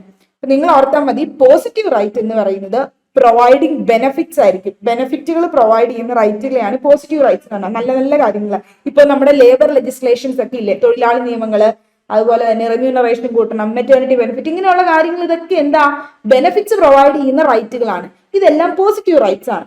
ഇനി മറ്റ് നെഗറ്റീവ് റൈറ്റ് എന്ന് പറഞ്ഞാൽ എന്താ, നമുക്കൊരു ബെനിഫിറ്റ് തരികയല്ല, ഉപദ്രവം ഉണ്ടാക്കരുത് എന്ന് പറയുന്ന പോലെ പ്രിവെന്റ് ചെയ്യാൻ വേണ്ടിയിട്ടുള്ള റൈറ്റ് ആണ്. മറ്റൊരാളുടെ പ്രോപ്പർട്ടിയിലേക്ക് തടഞ്ഞു കയറരുത്, അല്ലെങ്കിൽ മറ്റൊരാളുടെ പ്രോപ്പർട്ടി നശിപ്പിക്കരുത്, ഇത്തരത്തിലൊക്കെ ഉള്ള റൈറ്റുകൾ, ഇതൊക്കെ പ്രിവെൻഷനുമായി ബന്ധപ്പെട്ട റൈറ്റുകളാണ്. അതായത് പ്രത്യേകിച്ച് ബെനിഫിറ്റ് ഒന്നും കിട്ടുന്നില്ല, പ്രിവെന്റ് ചെയ്യാണ് നമുക്ക് എഗൈൻസ്റ്റ് ആയിട്ടുള്ള കാര്യങ്ങൾ ചെയ്യുന്നത്. അപ്പൊ അതാണ് നെഗറ്റീവ് റൈറ്റ് എന്ന് പറയുന്നത്. പോസിറ്റീവ് റൈറ്റ് എന്ന് പറഞ്ഞാൽ പോസിറ്റീവ് ആക്ഷൻസും, നെഗറ്റീവ് റൈറ്റ് എന്ന് പറഞ്ഞാൽ റീഫ്രെയിൻ ഫ്രം ആക്ഷൻസും ആണ്. ആക്ഷൻസ് എന്ന് റീഫ്രെയിൻ ചെയ്യുക. മറ്റേത് പോസിറ്റീവ്ലി ബെനിഫിറ്റഡ് ആണ് പോസിറ്റീവ് റൈറ്റിംഗ്. നെഗറ്റീവ് റൈറ്റ് എന്ന് പറഞ്ഞാൽ നോട്ട് ടു ബി ഹാംഡ് ആണ്. ഓർത്തു വയ്ക്കുക കേട്ടോ. ദെൻ അടുത്ത classification right in rem and right in personam. Right in റമ്മും റൈറ്റ് ഇൻ പേഴ്സണും ആണ്. ഇത് ഈ ഒരു ക്ലാസിഫിക്കേഷൻ നമ്മൾ അതിന്റെ ഓപ്പറേഷനെ ബേസ് ചെയ്തിട്ടാണ് സ്ട്രെസ് ചെയ്ത് പറയുന്നത്. Stressing on the field of operation ആണ്. ഇപ്പൊ എന്താ റൈറ്റ് ഇൻ റമ്മും റൈറ്റ് ഇൻ പേഴ്സണോ, ഈ റൈറ്റ്സുകൾ തമ്മിലുള്ള വ്യത്യാസം എന്താ? റൈറ്റ് ഇൻ റം എന്ന് പറഞ്ഞു കഴിഞ്ഞാൽ ഇത് right against the whole world, എല്ലാവർക്കും എഗനിസ്റ്റ് ആയിട്ടുള്ള റൈറ്റ് ആണ്. എന്റെ പ്രോപ്പർട്ടിയിൽ ഒരാൾ ട്രസ്പാസ് ചെയ്ത് കഴിഞ്ഞാൽ അതിപ്പോ എ എന്ന് പറയുന്ന വ്യക്തി ട്രസ്പാസ് ചെയ്താലും, ബി എന്ന് പറയുന്ന വ്യക്തി ട്രസ്പാസ് ചെയ്താലും, സി ഡി ഇ ആര് ട്രസ്പാസ് ചെയ്താലും എനിക്ക് കേസ് കൊടുക്കാം. അല്ലാണ്ട് ഇന്ന ഒരുത്തൻ ട്രസ്പാസ് ചെയ്താൽ മാത്രമേ എനിക്ക് കേസ് കൊടുക്കാവുള്ളുന്നുണ്ടോ? ഇല്ല. അപ്പൊ അത് റൈറ്റ് ഇൻ റം ആണ്. അപ്പൊ റൈറ്റ് ഇൻ റം എന്ന് പറഞ്ഞാൽ right against the whole world, എല്ലാവർക്കും എഗനിസ്റ്റ് ആയിട്ടുള്ള റൈറ്റ്. മറ്റേതോ റൈറ്റ് ഇൻ പേഴ്സൺ എന്ന് പറഞ്ഞാലോ എനിക്ക് ഏതെങ്കിലും ഒരു സ്പെസിഫിക് പേഴ്സൺ എഗനിസ്റ്റ് ആയിട്ട് മാത്രം എൻഫോഴ്സ് ചെയ്യാൻ പറ്റുന്ന റൈറ്റ്. ഇപ്പൊ സപ്പോസ് ഞാനും രാമും തമ്മിൽ ഒരു കോൺട്രാക്ട് ഉണ്ട്, ആരെങ്കിലും ആയിക്കോട്ടെ. ഇപ്പൊ ഞാനും രാമും തമ്മിൽ ഒരു കോൺട്രാക്ട് ഉണ്ട്. രാമു എന്നോട് പറഞ്ഞായിരുന്നു 5 ലക്ഷം രൂപ തരുമ്പോ കാറ് തരാമെന്ന്. ഓക്കെ, ഞാൻ 5 ലക്ഷം രൂപയൊക്കെ കൊടുത്തു കഴിഞ്ഞു, ഇതുവരെ എനിക്ക് കാറ് തന്നിട്ടില്ല. അപ്പൊ അങ്ങനെയാണെങ്കിൽ എനിക്ക് എന്ത് ചെയ്യാം? എന്റെ കോൺട്രാക്ട് മര്യാദയ്ക്ക് പെർഫോം ചെയ്യാഞ്ഞത് കൊണ്ട് തന്നെ പുള്ളിക്ക് എഗനിസ്റ്റ് എനിക്ക് കേസ് കൊടുക്കാം. പുള്ളിക്ക് എഗനിസ്റ്റ് മാത്രമല്ല എനിക്ക് കേസ് കൊടുക്കാൻ പറ്റുള്ളൂ, അല്ലാണ്ട് പുള്ളിയുടെ ഫ്രണ്ട്സിനോ അല്ലെങ്കിൽ സിബ്ലിങ്സിനോ വേറെ ഏതെങ്കിലും ഒരാൾക്ക് എഗനിസ്റ്റ് കേസ് കൊടുക്കാൻ പറ്റൂ? ഇല്ല, എനിക്ക് ആ സ്പെസിഫിക് പേഴ്സൺ എഗനിസ്റ്റ് ആയിട്ട് മാത്രമേ കൊടുക്കാൻ പറ്റൂ. അത് റൈറ്റ്സ് ഇൻ പേഴ്സണും. അതായത് that can be enforced against a particular person, അല്ലെങ്കിൽ ഒരു സ്പെസിഫിക് പേഴ്സൺ എഗനിസ്റ്റ് ആയിട്ട് എൻഫോഴ്സ് ചെയ്തെടുക്കാനായിട്ട് പറ്റുന്നത്. ക്ലിയർ ആയി ഞാൻ വിചാരിക്കുന്നു. റൈറ്റ് ഇൻ റമ്മും right in personam. Right in rem എന്ന് പറഞ്ഞാൽ എഗനിസ്റ്റ് ദ ഹോൾ വേൾഡ്, ട്രസ്പാസിന്റെ കാര്യം ഓർത്താൽ മതി, ട്രസ്പാസിനെ പ്രോസിക്യൂട്ട് ചെയ്യുന്ന. റൈറ്റ് ഇൻ പേഴ്സണുമിലേക്ക് വരുമ്പോൾ എഗനിസ്റ്റ് സ്പെസിഫിക് പേഴ്സൺ എഗനിസ്റ്റ് ആയിട്ട് മാത്രം. കോൺട്രാക്ച്വൽ റൈറ്റ് അല്ലെങ്കിൽ കോൺട്രാക്ച്വൽ ആയിട്ടുള്ള ബ്രീച്ച്, അതൊക്കെ ഒരു പെർട്ടിക്കുലർ പേഴ്സൺ എഗനിസ്റ്റ് ആയിട്ട് മാത്രമേ പറ്റുള്ളൂ. നമുക്കൊന്ന് നോക്കാം എഴുതിയേക്കുന്നത്.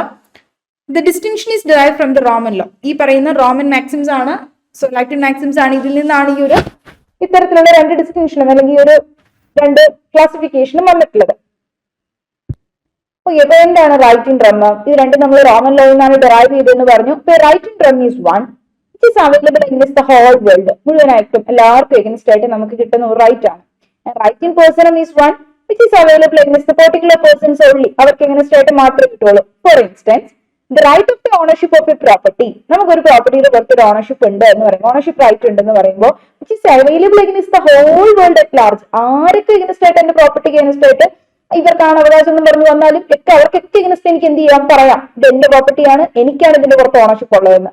അതിപ്പോ ഇവൻ വന്നാൽ മാത്രമാണ്, ഇവൻ വന്ന് ഈ പ്രോപ്പർട്ടിയിൽ അനുകൂലമായിട്ട് എന്ത് ചെയ്യുന്നു, അല്ലെങ്കിൽ ഇവൻ വന്നിട്ട് ക്ലെയിം ചെയ്താൽ മാത്രമേ കൊടുക്കാവൂ, ലവൻ വന്നാൽ കൊടുക്കാൻ പാടില്ല എന്നുണ്ടോ? ഇല്ല, ആര് വന്നാലും കൊടുക്കാം.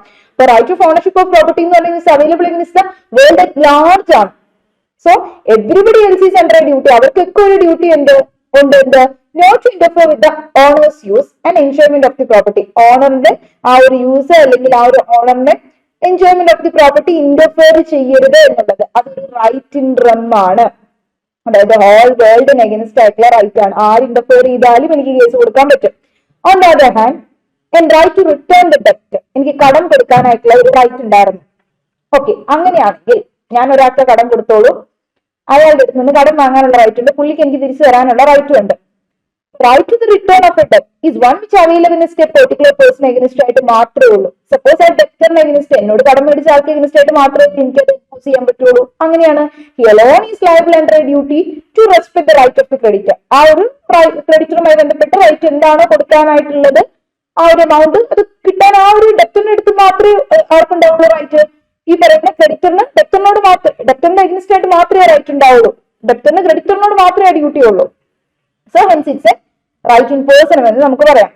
റൈറ്റ് ടു റെപ്യൂട്ടേഷൻ, അതിലൊരു കൺഫ്യൂഷൻ വരുന്ന ഒരു എലമെന്റ് ആണ് ചിലപ്പോൾ റൈറ്റ് ടു റെപ്യൂട്ടേഷൻ എന്ന് പറയുന്നത്. നമ്മുടെ റെപ്യൂട്ടേഷൻ എഗനിസ്റ്റ് ആയിട്ടുള്ള റൈറ്റ്, ഇത് റൈറ്റ് ഇൻ റം ആണ്. നമ്മുടെ റെപ്യൂട്ടേഷൻ എഗനിസ്റ്റ് ആരെങ്കിലും മോശമായിട്ടൊക്കെ പറയാൻ, ഡീഫോം ചെയ്യുക, അപവാദം പറയുകയാണെങ്കിൽ ഒക്കെ ഇത് ഒരാൾ പറഞ്ഞാലാണോ കൊടുക്കാവുള്ളൂ? അല്ല, എല്ലാവരും പറഞ്ഞാൽ കൊടുക്കാൻ പറ്റും. നിങ്ങൾക്ക് അത് ക്ലിയർ ആയിരിക്കും. റൈറ്റ് ഇൻ റം എന്ന് പറയുന്നത്, റൈറ്റ് ടു റെപ്യൂട്ടേഷൻ എന്ന് പറയുന്നത് റൈറ്റ് ഇൻ റം ആണോ റൈറ്റ് ഇൻ പേഴ്സൺ ആണോ എന്ന് ചോദിച്ചാൽ റൈറ്റ് ഇൻ റം ആണ് കേട്ടോ. കാരണം അതോടൊപ്പം തന്നെ right to damages for defamation അതിൽ വരുന്നത് റൈറ്റ് ഇൻ പേഴ്സൺ ആണ്. അങ്ങനെ ഡാമേജസിന് വേണ്ടി കൊടുക്കുമ്പോഴോ അതൊരു പെർട്ടിക്കുലർ പേഴ്സൺ എഗനിസ്റ്റ് ആണ് കൊടുക്കുന്നത്, റൈറ്റ് ഇൻ പേഴ്സണും ആണ്. Right in personam usually arise out of കൂടുതലും കോൺട്രാക്ച്വൽ റിലേഷൻഷിപ്സ് ഒക്കെ വലിയ എഗ്രിമെന്റ് ത്രൂ. വണ്ടി വാങ്ങുമ്പോൾ 5 ലക്ഷം രൂപ തരാം, 5 ലക്ഷം രൂപ കൊടുക്കുമ്പോൾ വണ്ടി തരാം എന്നൊക്കെ പറഞ്ഞ എഗ്രിമെന്റ് ഇല്ലേ? സോ അങ്ങനത്തെ കാര്യങ്ങളൊക്കെ നിങ്ങൾ ഓർത്താൽ മതി. എഗ്രിമെന്റ് ത്രൂ ഒക്കെ ആയിരിക്കും മിക്കതും റൈറ്റ് ഇൻ പേഴ്സൺസ് അറൈസ് ചെയ്യുന്നത്. So a right in rem is otherwise termed as a real right. Right in റമ്മിന്റെ മറ്റൊരു പേരാണ് റിയൽ റൈറ്റ് എന്ന്. അതിന് മറ്റൊരു പേര് കൂടി അറിയപ്പെടുന്നുണ്ട് jus in rem. Jus in rem which means a right against or in respect of a thing. ഒരു തിങ്ങിന്റെ പുറത്ത് അല്ലെങ്കിൽ ഒരു പെർട്ടിക്കുലർ തിങ്ങിന് എഗനിസ്റ്റ് ആയിട്ടുള്ള ഒരു റൈറ്റ്. സോ അതിനെ സംബന്ധിച്ചുള്ള ഒരു right. Like wise a right in person എന്ന് പറയുമ്പോഴോ പേഴ്സണൽ റൈറ്റ്, ഒരു വ്യക്തിക്കുള്ളതാണ് അല്ലെങ്കിൽ ഒരു പേഴ്സണലി കിട്ടുന്നതാണ്. Personal right or jus in personam എന്ന് പറയും മറ്റൊരു പേരിൽ. It means right against or in respect of a person എന്ന് പറയുന്നത് ഒരു പേഴ്സണെ റെസ്പെക്ട് ചെയ്തുകൊണ്ട് കിട്ടുന്ന റൈറ്റ് ആണ്, അയാളെ പ്രതിനിധീകരിച്ച് കിട്ടുന്ന റൈറ്റ് ആണ്. ഇപ്പൊ right in rem are always negative right. ഇപ്പൊ റൈറ്റ്സ് ഇൻ റം എന്ന് പറയുന്നത് എപ്പോഴും ഓൾമോസ്റ്റ് ഓൾവേസ് നെഗറ്റീവ് റൈറ്റ് ആയിരിക്കും. എന്റെ പ്രോപ്പർട്ടിയിൽ ഇന്റർഫിയർ ചെയ്യരുത്, അല്ലെങ്കിൽ എന്റെ പ്രോപ്പർട്ടിയിൽ എന്നെ കുറിച്ച് അപവാദം പറയരുത്. അപ്പൊ നിങ്ങൾക്ക് കേൾക്കുമ്പോൾ തന്നെ പറയാം ഇങ്ങനെ ചെയ്യരുത് അങ്ങനത്തെ സംഭവങ്ങളാണ്. അപ്പൊ കൂടുതൽ നെഗറ്റീവ് റൈറ്റ്സ് ആണ്. അപ്പൊ it's a right to be left alone and it's a right that people should not interfere with any ownership. ഒരു പേഴ്സന്റെ ഓണർഷിപ്പിനെ ഇന്റർഫിയർ ചെയ്യുകയാണെങ്കിൽ right in person usually positive ആയിട്ടുള്ള റൈറ്റ്സ് ആണ്. How it may be also be negative ആയിട്ടുള്ള റൈറ്റ്സും ആയിട്ട് നമ്മൾ പറയാറുണ്ട്. റൈറ്റ്സ് ഇൻ പേഴ്സൺ എന്ന് പറഞ്ഞാൽ എപ്പോഴും പോസിറ്റീവ് മാത്രമല്ല, പക്ഷെ ചില സിറ്റുവേഷൻ ഇപ്പൊ പൈസ കൊടുക്കണം എന്നൊക്കെ പറയുന്ന ഒരു പോസിറ്റീവ് റൈറ്റ് ആണ്. ബട്ട് ചില സിറ്റുവേഷനിൽ അതൊരു നെഗറ്റീവ് റൈറ്റ് ആയിട്ട് വരാറുണ്ട്. ഇപ്പൊ ഒരു in case of sale of good വില്ല്, മറ്റൊരാളുടെ ഗുഡ് വില്ല് നമ്മൾ സെയിൽ ചെയ്യുകയാണ്, അത്തരത്തിലുള്ള അതേ രീതിയിലുള്ള ഒരു പ്രോഡക്റ്റ്, അതേ കളർ കോഡ്, അതേ ഷേപ്പിലൊക്കെ ഞാൻ ഇറക്കുകയാണ് അതേ പേരിൽ. അങ്ങനെയാണെങ്കിൽ എന്താ, when the seller undertakes not to set up a rival business within the prescribed area or period of time. അവരുടെ ആ ഒരു റെപ്യൂട്ടേഷനെ ബാധിക്കുന്ന തരത്തിൽ അല്ലെങ്കിൽ ഗുഡ് വില്ലിനെ ബാധിക്കുന്ന തരത്തിലാണെങ്കിൽ അതൊരു പെർട്ടിക്കുലർ പേഴ്സണായി ചെയ്തെങ്കിൽ അവരാ ചെയ്യരുത് എന്ന് പറയുന്ന റൈറ്റ് ഇല്ലേ അത്. അപ്പൊ അതൊരു നെഗറ്റീവ് റൈറ്റ് ആയിട്ടും വരാം കേട്ടോ, റൈറ്റ് ഇൻ പേഴ്സൺ എന്നൊക്കെ പറഞ്ഞേ. അത്രയൊന്നും ഓർക്കേണ്ട കാര്യം, സിംപ്ലി മനസ്സിലാക്കി വെക്കുക. റൈറ്റ് ഇൻ എന്ന് പറയുന്നത് എഗനിസ്റ്റ് ഹോൾ വേൾഡ് ആണ്, മറ്റേത് പേഴ്സൺ എന്ന് പറയുന്നത് എഗനിസ്റ്റ് സ്പെസിഫിക് ആയിട്ടുള്ള പേഴ്സൺ ആണ്. Right over a dress or a thing, അതാണ് നമ്മൾ റൈറ്റ് ഇൻ റം എന്ന് പറയുന്നത്. It's available against whole world. Right in person എന്ന് പറഞ്ഞാൽ available against a particular person. Money in my purse is a right in rem ആണ് അല്ലെ, ആരെങ്കിലും case കൊടുക്കാൻ പാടില്ലേ. And money somebody owes to me, ആരെങ്കിലും എനിക്ക് തരാനുള്ള പൈസ ഈസ് റൈറ്റ് ഇൻ പേഴ്സണുമാണ്. ജസ്റ്റും റമ്മും ഈ പറയുന്ന ഒരു റൈറ്റ് ടു റൈറ്റ് അല്ലെങ്കിൽ ഇറ്റ്സ് എ റൈറ്റ് ഇൻ പേഴ്സണുമാണ്. നമ്മളിപ്പോ ഈ പറഞ്ഞ പോലെ കേട്ടോ, ഒന്ന് നോക്കി വെക്കാം. അതിന് മറ്റൊരു പേര് പറയുന്നത് ജസ്റ്റിൻ റമ്മും, പിന്നെ നമ്മൾ പറഞ്ഞ ജസ്റ്റിൻ ജസ്റ്റിൻ റമ്മും അതുപോലെ തന്നെ പേഴ്സണും വരുന്ന കേട്ടോ, ജസ്റ്റിൻ പേഴ്സൺ മറ്റൊരു പേരുകളാണെന്നുള്ളത്. Next right proprietary right. Classification വരുന്നത് proprietary right and personal right. ഇത് എക്കണോമിക് വാല്യൂവിനെ ബേസ് ചെയ്തിട്ട് നമ്മൾ പറയുന്നതാണ് proprietary right and personal right. എന്ത് ഈ പ്രൊപ്രൈറ്ററി റൈറ്റ് അല്ലെങ്കിൽ പേഴ്സണൽ റൈറ്റ് എന്ന് പറയുന്നത്? എന്തായിരിക്കും പ്രൊപ്രൈറ്ററി റൈറ്റ് അല്ലെങ്കിൽ പേഴ്സണൽ റൈറ്റ്? പ്രൊപ്രൈറ്ററി റൈറ്റ്സ് എന്ന് പറയുന്നത് are those which constitute a man's property or wealth. A right that has an economic value is included in the category. Rights in land, movables, debts due, benefits of a contract, commercial goodwill, patent rights, copyrights, ഇതൊക്കെ ഈ പറയുന്നത് proprietary rights ആണ്. അതായത് ഒരു മാനിന്റെ ഒരു വ്യക്തിയുടെ പ്രോപ്പർട്ടിയുമായി ബന്ധപ്പെട്ട് അല്ലെങ്കിൽ വെൽത്തുമായി ബന്ധപ്പെട്ട് വരുന്ന റൈറ്റുകളൊക്കെയാണ് പ്രൊപ്രൈറ്ററി റൈറ്റ്. അതിന്റെ എക്കണോമിക് വാല്യൂമായി ബേസ് ചെയ്തിട്ടാണ് നമ്മൾ പറയുന്നത്. ഏതെങ്കിലും ഒരു റൈറ്റ് അതിന്റെ എക്കണോമിക് വാല്യൂ ഉൾപ്പെടുന്നതാണ് എങ്കിൽ അത് ഈ ഒരു കാറ്റഗറി ഓഫ് റൈറ്റിലാണ് വരുന്നത്. ഇപ്പൊ നമ്മുടെ ലാൻഡിലുള്ള റൈറ്റ് അല്ലെങ്കിൽ മൂവബിൾസിന്റെ പുറത്തുള്ള റൈറ്റ്, എന്തെങ്കിലും വിലമതിക്കുന്നതൊക്കെ. അപ്പോൾ ഡെപ്സ് ഡ്യൂ, കിട്ടാനുള്ള കടം, ഇതൊക്കെ നമുക്ക് ബെനിഫിറ്റ് ആയിട്ട് കിട്ടാൻ പോകുന്നതല്ലേ. അല്ലെങ്കിൽ കോൺട്രാക്ടിൽ നിന്ന് കിട്ടുന്ന ബെനിഫിറ്റ്സ്, അല്ലെങ്കിൽ കൊമേഴ്ഷ്യൽ ഗുഡ്വില്ല, അല്ലെങ്കിൽ പേറ്റന്റ് റൈറ്റ്സ്, കോപ്പി റൈറ്റ്, ഇതൊക്കെ നമ്മുടെ പ്രൊപ്രൈറ്ററി റൈറ്റ് ആണ്. ഒരു മാന്റെ പ്രോപ്പർട്ടി അല്ലെങ്കിൽ അയാളുടെ വെൽത്തിനെ കോൺട്രിബ്യൂട്ട് ചെയ്യുന്ന റൈറ്റുകളാണെങ്കിൽ അതെല്ലാം പ്രൊപ്രൈറ്ററി റൈറ്റുകളാണ്. ഇനി rights which have no economic value are termed personal rights. Economic value ഇല്ലാത്ത റൈറ്റുകൾ അതിനെയൊക്കെ നമ്മൾ പേഴ്സണൽ റൈറ്റ് എന്നാണ് ടേം ചെയ്യുന്നത്. സപ്പോസ് ഒരു വ്യക്തിയുടെ പേഴ്സണൽ കണ്ടീഷനുമായി റിലേറ്റ് ചെയ്ത് വരുന്ന അല്ലെങ്കിൽ അയാളുടെ പേഴ്സണൽ സ്റ്റാറ്റസുമായിട്ട് റിലേറ്റ് ചെയ്ത് വരുന്നതൊക്കെ ആണെങ്കിൽ അതൊക്കെ എന്താവില്ല, അതൊന്നും പ്രൊപ്രൈറ്ററി റൈറ്റ് അല്ല. അതെന്തിനാ നമ്മൾ പറയുന്നതിന് പേഴ്സണൽ റൈറ്റ്. കോൺജുഗൽ റൈറ്റ്, എന്താ കോൺജുഗൽ റൈറ്റ്?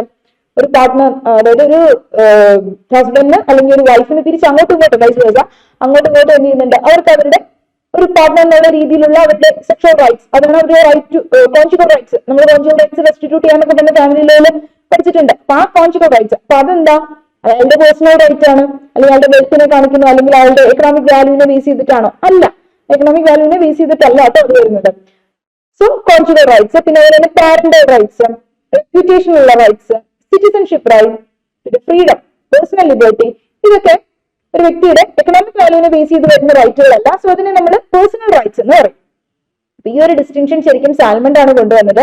പ്രൊപ്രൈറ്ററി റൈറ്റ്സ് എന്ന് പറയുന്ന അദ്ദേഹത്തെ സംബന്ധിച്ചിടത്തോളം പുള്ളി പറഞ്ഞത് വാല്യൂബിൾ ആയിട്ടുള്ള റൈറ്റ്സ് ആണ്, പേഴ്സണൽ റൈറ്റ്സ് നോട്ട് വാല്യൂബിൾ എന്നുള്ള രീതിയിലാണ് പറഞ്ഞിട്ട്. അപ്പൊ എക്കണോമിക് വാല്യൂവിനെ ബേസ് ചെയ്തിട്ടാണ് ഇദ്ദേഹം ഈ ക്ലാസിഫിക്കേഷൻ നടത്തിയത്.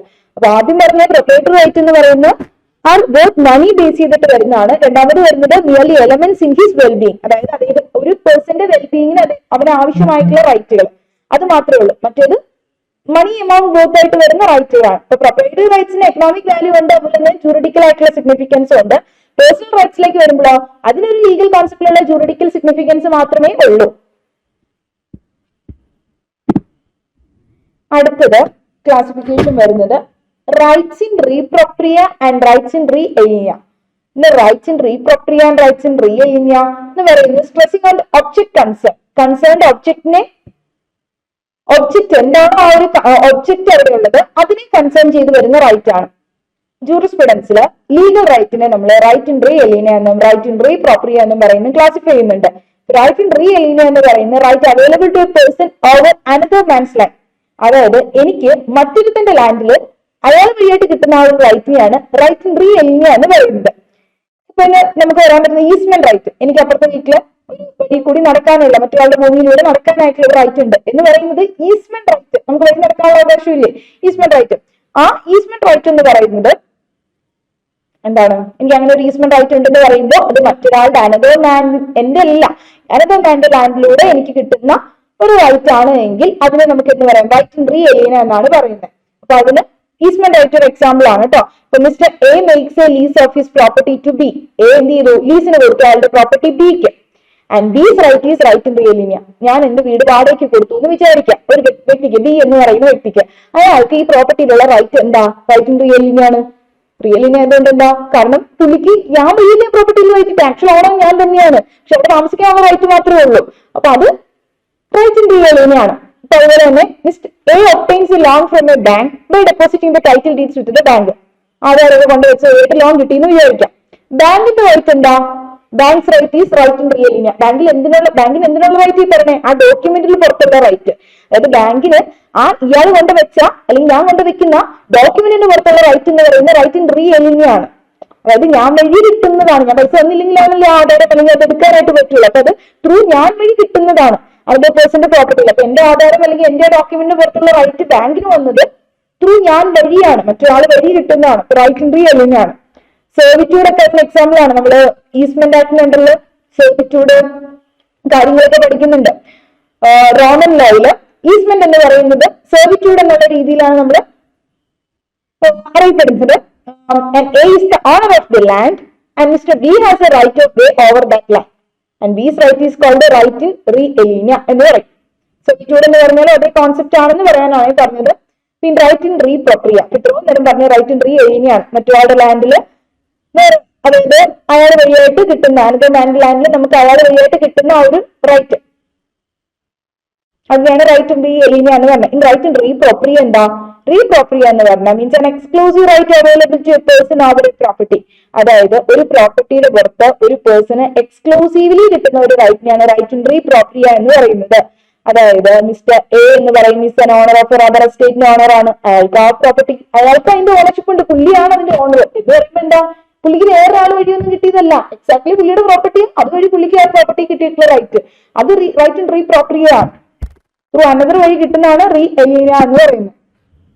എലിനേറ്റ് ചെയ്ത് കിട്ടുന്നതെന്ന് ഓർത്താൽ മതി. എലിനേറ്റ് എന്ന് പറഞ്ഞാൽ എന്താ, ട്രാൻസ്ഫർ ചെയ്ത് കിട്ടുന്നത്. സോ അപ്പൊ അങ്ങനെ എലിനേറ്റ് ചെയ്ത് കിട്ടുന്നതാണ് റൈറ്റ് ഇൻ റീ എലിന എന്നുള്ള രീതിയിൽ ഓർക്കാം കേട്ടോ. അങ്ങനെ ഓർത്തിരിക്കാൻ പറ്റുന്നതാണ്. അപ്പൊ റൈറ്റ് ഇൻ റീ എലിന എന്ന് പറഞ്ഞു കഴിഞ്ഞാൽ ഈസ് കോൾഡ്, നമുക്കൊരു എൻകിംപറൻസ് എന്ന് വേണമെങ്കിൽ പറയാം. എൻകിംപറൻസ് എന്നുള്ള രീതിയിൽ, അതായത് ഇറ്റ്സ് റൈറ്റ് ഓവർ അതേ പ്രോപ്പർട്ടിയുടെ പുറത്തുള്ള ഒരു റൈറ്റ് അല്ലേ. അതായത് ഇപ്പൊ ലീസ് കിട്ടുമ്പോൾ റൈറ്റ് ആകാം, സെർവിറ്റ്യൂഡ് അതിൽ വരുന്ന സെക്യൂരിറ്റി അല്ലെങ്കിൽ ട്രസ്റ്റ്, ഇത്തരത്തിലുള്ള റൈറ്റുകളൊക്കെ നമുക്ക് റീ പ്രൊപ്രിയയിൽ പറയാൻ പറ്റുന്നതാണ്. റീ പ്രൊപ്രിയ എന്ന് പറയുന്ന റൈറ്റ് ഓവർ ടു പ്രോപ്പർട്ടി, അതേ പ്രോപ്പർട്ടിയാണ്. സോറി, റീ എലിന എന്ന് പറയുന്ന റൈറ്റ് ഓവർ അനദർ പ്രോപ്പർട്ടിയാണ്. ദെൻ ഇതെന്ന് പറയുമ്പോൾ റൈറ്റ് ഇൻ റീ പ്രൊപ്രിയ എന്ന് പറയുമ്പോൾ right over the property, another property അല്ല, ഒരു പ്രോപ്പർട്ടിയുടെ പുറത്തുള്ള ആക്ച്വൽ റൈറ്റ്. അതിപ്പോ മെറ്റീരിയൽ തിങ്സ് ആവാം, ഇപ്പൊ നമുക്കിപ്പോ ലാൻഡോ അല്ലെങ്കിൽ നമ്മുടെ എന്തെങ്കിലും ചാറ്റേഴ്സ് ഇതിലൊക്കെ ഉള്ള റൈറ്റുകളാവാം. ഇമ്മെറ്റീരിയൽ തിങ്സിന് പുറത്തുള്ളതാവാം. ഇപ്പൊ എനിക്ക് ഭൂമി അല്ലെങ്കിൽ കാറ് ഇത്തരത്തിലുള്ള കാര്യങ്ങൾ തന്നെ ആവാമെന്നില്ല. അല്ലാതെ ഇപ്പൊ ഇമ്മെറ്റീരിയൽ ആയിട്ടുള്ള തിങ്സ്, ഇപ്പൊ എനിക്ക് പേറ്റന്റ് ഉണ്ട് അല്ലെങ്കിൽ ഒരു ഡിസൈൻ ഉണ്ട്, അതിന്റെ പുറത്തുള്ള റൈറ്റ് ഉണ്ട്, അല്ലെങ്കിൽ കോപ്പി റൈറ്റ് ഉണ്ട്, അത്തരത്തിലുള്ള ട്രേഡ് മാർക്ക്, ഇത്തരത്തിലുള്ള റൈറ്റുകളൊക്കെ എന്താണ് ഇതിൽ വരുന്നത് തന്നെയാണ് നമ്മുടെ റൈറ്റ് റീ പ്രൊപ്രിയയിൽ തന്നെ വരും. ആക്ച്വലി ഒരാൾക്ക് റൈറ്റ് വെസ്റ്റ് ചെയ്യുന്നു, അത് എന്തിലെങ്കിലും ആയിക്കോട്ടെ, ഓവർ പ്രോപ്പർട്ടി എന്ന് പറയുന്നുള്ളൂ. ഷുഡ് നോട്ട് ഈ പറയുന്ന രീതിയിൽ മെൻഷൻ ചെയ്തിട്ടില്ല അത് നമ്മള് മെറ്റീരിയൽ ആയിട്ടുള്ള തിങ് ആണോ ഇമ്മെറ്റീരിയൽ ആയിട്ടുള്ള തിങ് ആണോ, അതായത് ടാൻജിബിൾ പ്രോപ്പർട്ടി ആണോ ഇൻടാൻജിബിൾ പ്രോപ്പർട്ടി ആണോ എന്നൊന്നും മെൻഷൻ ചെയ്തിട്ടില്ല കേട്ടോ. സോ അതുകൊണ്ട് എന്തും വരാം. ഇനി അടുത്തത് പ്രിൻസിപ്പൽ ആൻഡ് ആക്സസറി റൈറ്റ്. എന്താ പ്രിൻസിപ്പൽ റൈറ്റും ആക്സസറി റൈറ്റും? എന്താ principal right and accessory right? Principal right എന്ന് പറയുന്നത് ആക്സസറി റൈറ്റ് എന്നുള്ള ഈ ഒരു കോൺസെപ്റ്റ് നമ്മൾ stressing on the relation to other rights, other റൈറ്റ്സുമായി ബന്ധപ്പെടുത്തി റിലേറ്റ് ചെയ്തിട്ട് നമ്മൾ പറയുന്ന റൈറ്റുകളാണ് പ്രിൻസിപ്പൽ റൈറ്റും ആക്സസറി റൈറ്റും. അതായത് പ്രിൻസിപ്പൽ റൈറ്റ് എന്ന് പറയുന്നത് is the main right available to person. ഒരു റൈറ്റ് ഒരു പേഴ്സണ് കിട്ടുന്ന മെയിൻ ആയിട്ട് കിട്ടുന്ന ഒരു റൈറ്റ് ആണ് പ്രിൻസിപ്പൽ റൈറ്റ് എന്ന് പറയുന്നത്. ഇപ്പൊ ആക്സസറി റൈറ്റ് എന്ന് പറഞ്ഞാൽ means right closely connected with principal right. Principal റൈറ്റുമായിട്ട് ക്ലോസ്ലി കണക്ട് ചെയ്ത് കിട്ടുന്ന റൈറ്റിനെയാണ് നമ്മൾ ആക്സസറി റൈറ്റ് എന്ന് പറയുന്നത്. സോ പ്രിൻസിപ്പൽ റൈറ്റ് എന്ന് പറയുന്നത് എക്സിസ്റ്റ് ചെയ്യുന്നത് ഇൻഡിപെൻഡന്റ് ഓഫ് അതർ റൈറ്റ്സ്. മറ്റു റൈറ്റ്സിനെ വെച്ച് നോക്കുമ്പോൾ പ്രിൻസിപ്പൽ റൈറ്റ് എന്ന് പറയുന്നത് ഇൻഡിപെൻഡന്റ് ആയിട്ടായിരിക്കും എക്സിസ്റ്റ് ചെയ്യുന്നത്. വൈ ആക്സസറി റൈറ്റ്സ് എന്ന് പറയുമ്പോഴോ അക്വിറ്റനന്റ് or supplementary to the principal റൈറ്റ്സിന് സപ്ലിമെന്ററി ആയിട്ട് അല്ലെങ്കിൽ അതിനനുപാതികമായിട്ടുള്ള രീതിയിൽ കിട്ടുന്നതായിരിക്കാം. തന്നെ നമുക്കൊരു ഇല്ലസ്ട്രേഷൻ നോക്കാം. പിന്നെ ഡെപ്റ്റ് സെക്യൂർഡ് ബൈ എ മോർഗേജ്.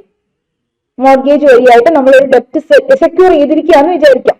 അങ്ങനെയാണെങ്കിൽ ഡെപ്റ്റ് എന്ന് പറയുന്നതാണ് നമ്മുടെ പ്രിൻസിപ്പൽ റൈറ്റ്. സെക്യൂരിറ്റി എന്ന് പറയുന്നത് എന്താ, അതുവഴി കിട്ടിയിട്ടാണ്. ഞാൻ ഒരു ബാങ്കിൽ നിന്ന് പോയി കടം എടുത്തേക്കുന്നു. കടം എടുക്കാൻ നേരത്ത് ഞാൻ ഒരു ഈട് വെച്ചിരിക്കുന്ന എന്റെ ഭൂമിയായിരുന്നു. അപ്പൊ മോർഗേജ് ചെയ്തിട്ടാണ് കേട്ടോ കിട്ടിയത്. അതായത് ഇപ്പൊ ഞാൻ എന്റെ ആ ഒരു ആധാരം കൊണ്ട് വെച്ചിട്ടാണ് കിട്ടിയത്. അപ്പൊ പറഞ്ഞു തന്നില്ല എങ്കിൽ ഒരു സെക്യൂരിറ്റി, അതായത് ഞാൻ ഡെപ്റ്റ് തിരിച്ചു തന്നോളാം എന്നുള്ളതിനൊരു security for the payment of ഡെപ്റ്റ്. അതിനല്ലേ നമ്മൾ മോർഗേജ് എന്ന് പറയുന്നത്. എന്താ മോർഗേജ്? മോർഗേജ് എന്ന് പറയുന്നത് transfer of the property for the security for the payment of a ഡെപ്റ്റ്. അതായത് ഒരു ഡെപ്റ്റ് അടയ്ക്കാമെന്നുള്ളതിന് എന്തോ ഒരു കടമുണ്ട്, ആ കടം അടയ്ക്കാന്നുള്ളതിനുള്ളൊരു സെക്യൂരിറ്റി ആയിട്ടാണ് നമ്മൾ ഒരു പ്രോപ്പർട്ടി ട്രാൻസ്ഫർ ചെയ്യുന്നതെങ്കിൽ ദാറ്റ് കൈൻഡ് ഓഫ് ട്രാൻസ്ഫർ നടക്കുന്നതിനാണ് നമ്മൾ മോർഗേജ് എന്ന് പറയുന്നത്. അപ്പൊ കൊടുക്കുന്ന ആളെ മോർഗേജർ എന്ന്, ആർക്കാണോ കൊടുക്കുന്നവരുടെ മോർഗേജ് എന്നൊക്കെ പറയും. അറിയത്തൊന്നും ഞാൻ പോകുന്നില്ല വലിയതായിട്ട്. അപ്പൊ ഇതില് പ്രിൻസിപ്പൽ, അപ്പൊ മോർഗേജ്, ആ മോർഗേജ് വഴിയായിട്ട് ഒരു ഡെപ്റ്റ് സെക്യൂർ ചെയ്യുകയാണെങ്കിൽ, അതായത് ഇപ്പൊ ഒരു മോർഗേജ് വീട് വെച്ച് അങ്ങനെയുള്ള മോർഗേജ് വഴിയായിട്ട് ഒരു ഡെപ്റ്റ് അവിടെ സെക്യൂർ ചെയ്തിട്ടുണ്ടെങ്കിൽ ഇപ്പൊ ബാങ്കുകാരന് ഉള്ള റൈറ്റ് എന്തായിരിക്കും, അല്ലെങ്കിൽ ബാങ്കിനുള്ള റൈറ്റ് എന്തായിരിക്കും? അവരുടെ റൈറ്റ് എന്ന് പറയുന്നത് എന്താ? പ്രിൻസിപ്പൽ മെയിൻ ആയിട്ടുള്ള റൈറ്റ് എന്താ? കടമാണ്. 10 ലക്ഷം രൂപ എനിക്ക് വന്നിട്ടുണ്ടെങ്കിൽ ആ കിട്ടാനുള്ള 10 ലക്ഷം രൂപയാണ് അവരുടെ പ്രിൻസിപ്പൽ റൈറ്റ്. ആ ഡെപ്റ്റ് ആണ് അവരുടെ പ്രിൻസിപ്പൽ റൈറ്റ്. സെക്യൂരിറ്റി, അതിനുവേണ്ടി വെച്ചിട്ടുള്ള ഈട്, ആ സെക്യൂരിറ്റി എന്താ? അവരുടെ അക്സസറി റൈറ്റാ. അതായത് ആ കട ഉണ്ടായിരുന്നത് കൊണ്ട് അത് വഴിയില്ല ഈ റൈറ്റ് കിട്ടിയത്, ഈ പ്രോപ്പർട്ടിയുടെ പുറത്തുള്ള റൈറ്റ്, അല്ലെങ്കിൽ ഈട് വെച്ച ആധാരത്തിന് പുറത്തുള്ള റൈറ്റ് വന്നത്. സോ അപ്പൊ പ്രിൻസിപ്പൽ റൈറ്റ് എന്ന് പറയുന്നതാണ് ആ മെയിൻ ആയിട്ടുള്ള റൈറ്റ്, ആ ഡെപ്റ്റ് കിട്ടാനുണ്ട് എന്ന് പറയുന്നത്. സോ അത് ത്രൂ കിട്ടുന്ന റൈറ്റുകളെയാണ് നമ്മൾ അക്സസറി റൈറ്റ് എന്ന് പറയുന്നത്. അപ്പൊ സെക്യൂരിറ്റി എന്ന് പറയുന്നത് അത് ത്രൂ കിട്ടുന്ന അക്സസറി റൈറ്റ് ആണ്. ഇവിടെ mister A is the owner of the property and B has an easement right over the property. Here A is right over the right of ownership is a principal right. A എന്ന് പറയുന്നതാണ് ഒരു പ്രോപ്പർട്ടിയുടെ owner, B എന്ന് പറയുന്നത് ബിക്ക് അതിന്റെ പുറത്ത് ഒരു ഈസ്മെന്റ് റൈറ്റും ഉണ്ട്. എ എന്ന് പറയുന്നത് എന്താ? എയുടെ റൈറ്റ് ഓഫ് ഓണർഷിപ്പ് എന്ത് തരത്തിലുള്ള റൈറ്റാ? അയാൾക്ക് റൈറ്റ് ഓഫ് ഓണർഷിപ്പ് ഉണ്ടെന്ന് പറയുമ്പോൾ principal റൈറ്റാ.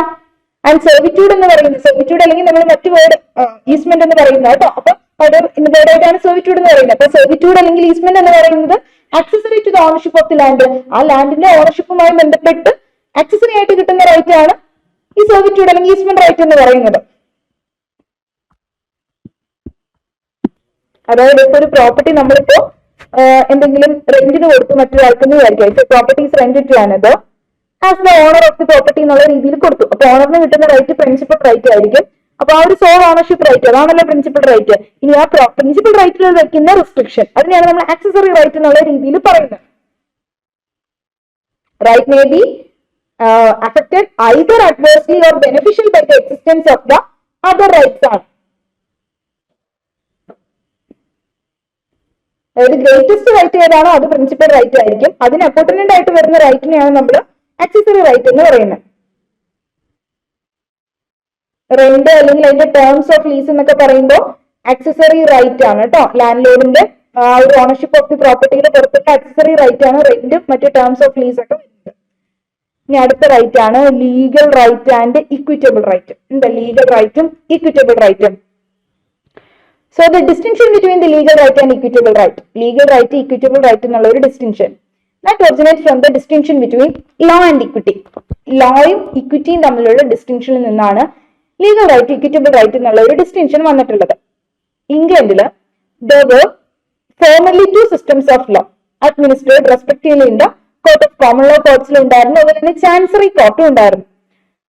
Rights protected by the common law കോടതികൾ പ്രൊട്ടക്ട് ചെയ്യുന്ന റൈറ്റ്സുകളെ ലീഗൽ റൈറ്റ്സ് എന്നും ചാൻസറി കോടതികൾ പ്രൊട്ടക്ട് ചെയ്യുന്ന റൈറ്റുകളെ ഇക്വിറ്റബിൾ റൈറ്റ് എന്നുമാണ് അറിയപ്പെട്ടുകൊണ്ടിരുന്നത്.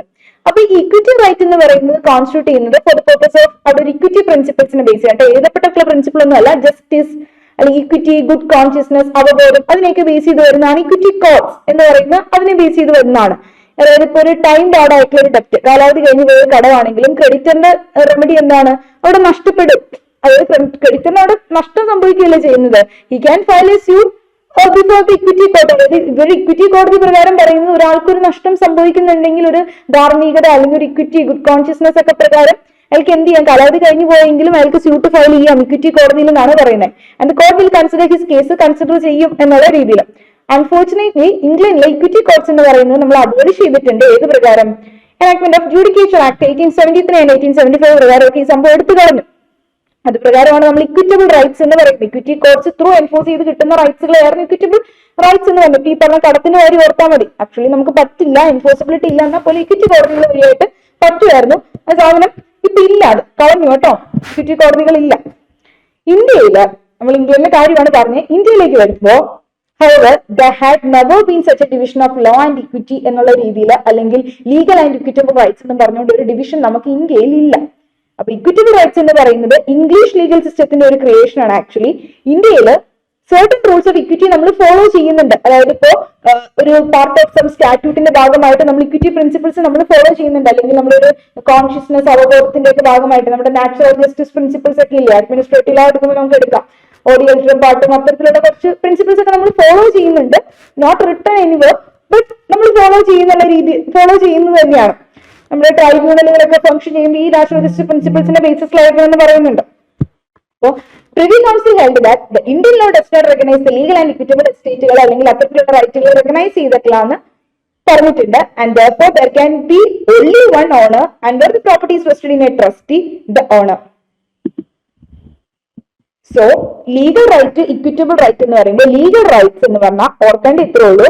Which derive from a legal source. ഒരു ലീഗൽ സോഴ്സിൽ നിന്ന് നമുക്ക് ഡിറൈവ് ചെയ്ത് കിട്ടുന്ന റൈറ്റ് ആണെങ്കിൽ അതിനെ ലീഗൽ റൈറ്റ് എന്ന് പറയാം. ഇക്വിറ്റബിൾ റൈറ്റ് എന്ന് പറയുന്നത് ഇക്വിറ്റി പ്രിൻസിപ്പിൾസ് വഴിയായിട്ട് ഗ്യാരണ്ടി ചെയ്ത് കിട്ടുന്ന റൈറ്റിനെയാണ് ഇക്വിറ്റി റൈറ്റ് എന്ന് പറയുന്നത്, ഇക്വിറ്റബിൾ റൈറ്റ് എന്ന് പറയുന്നത്.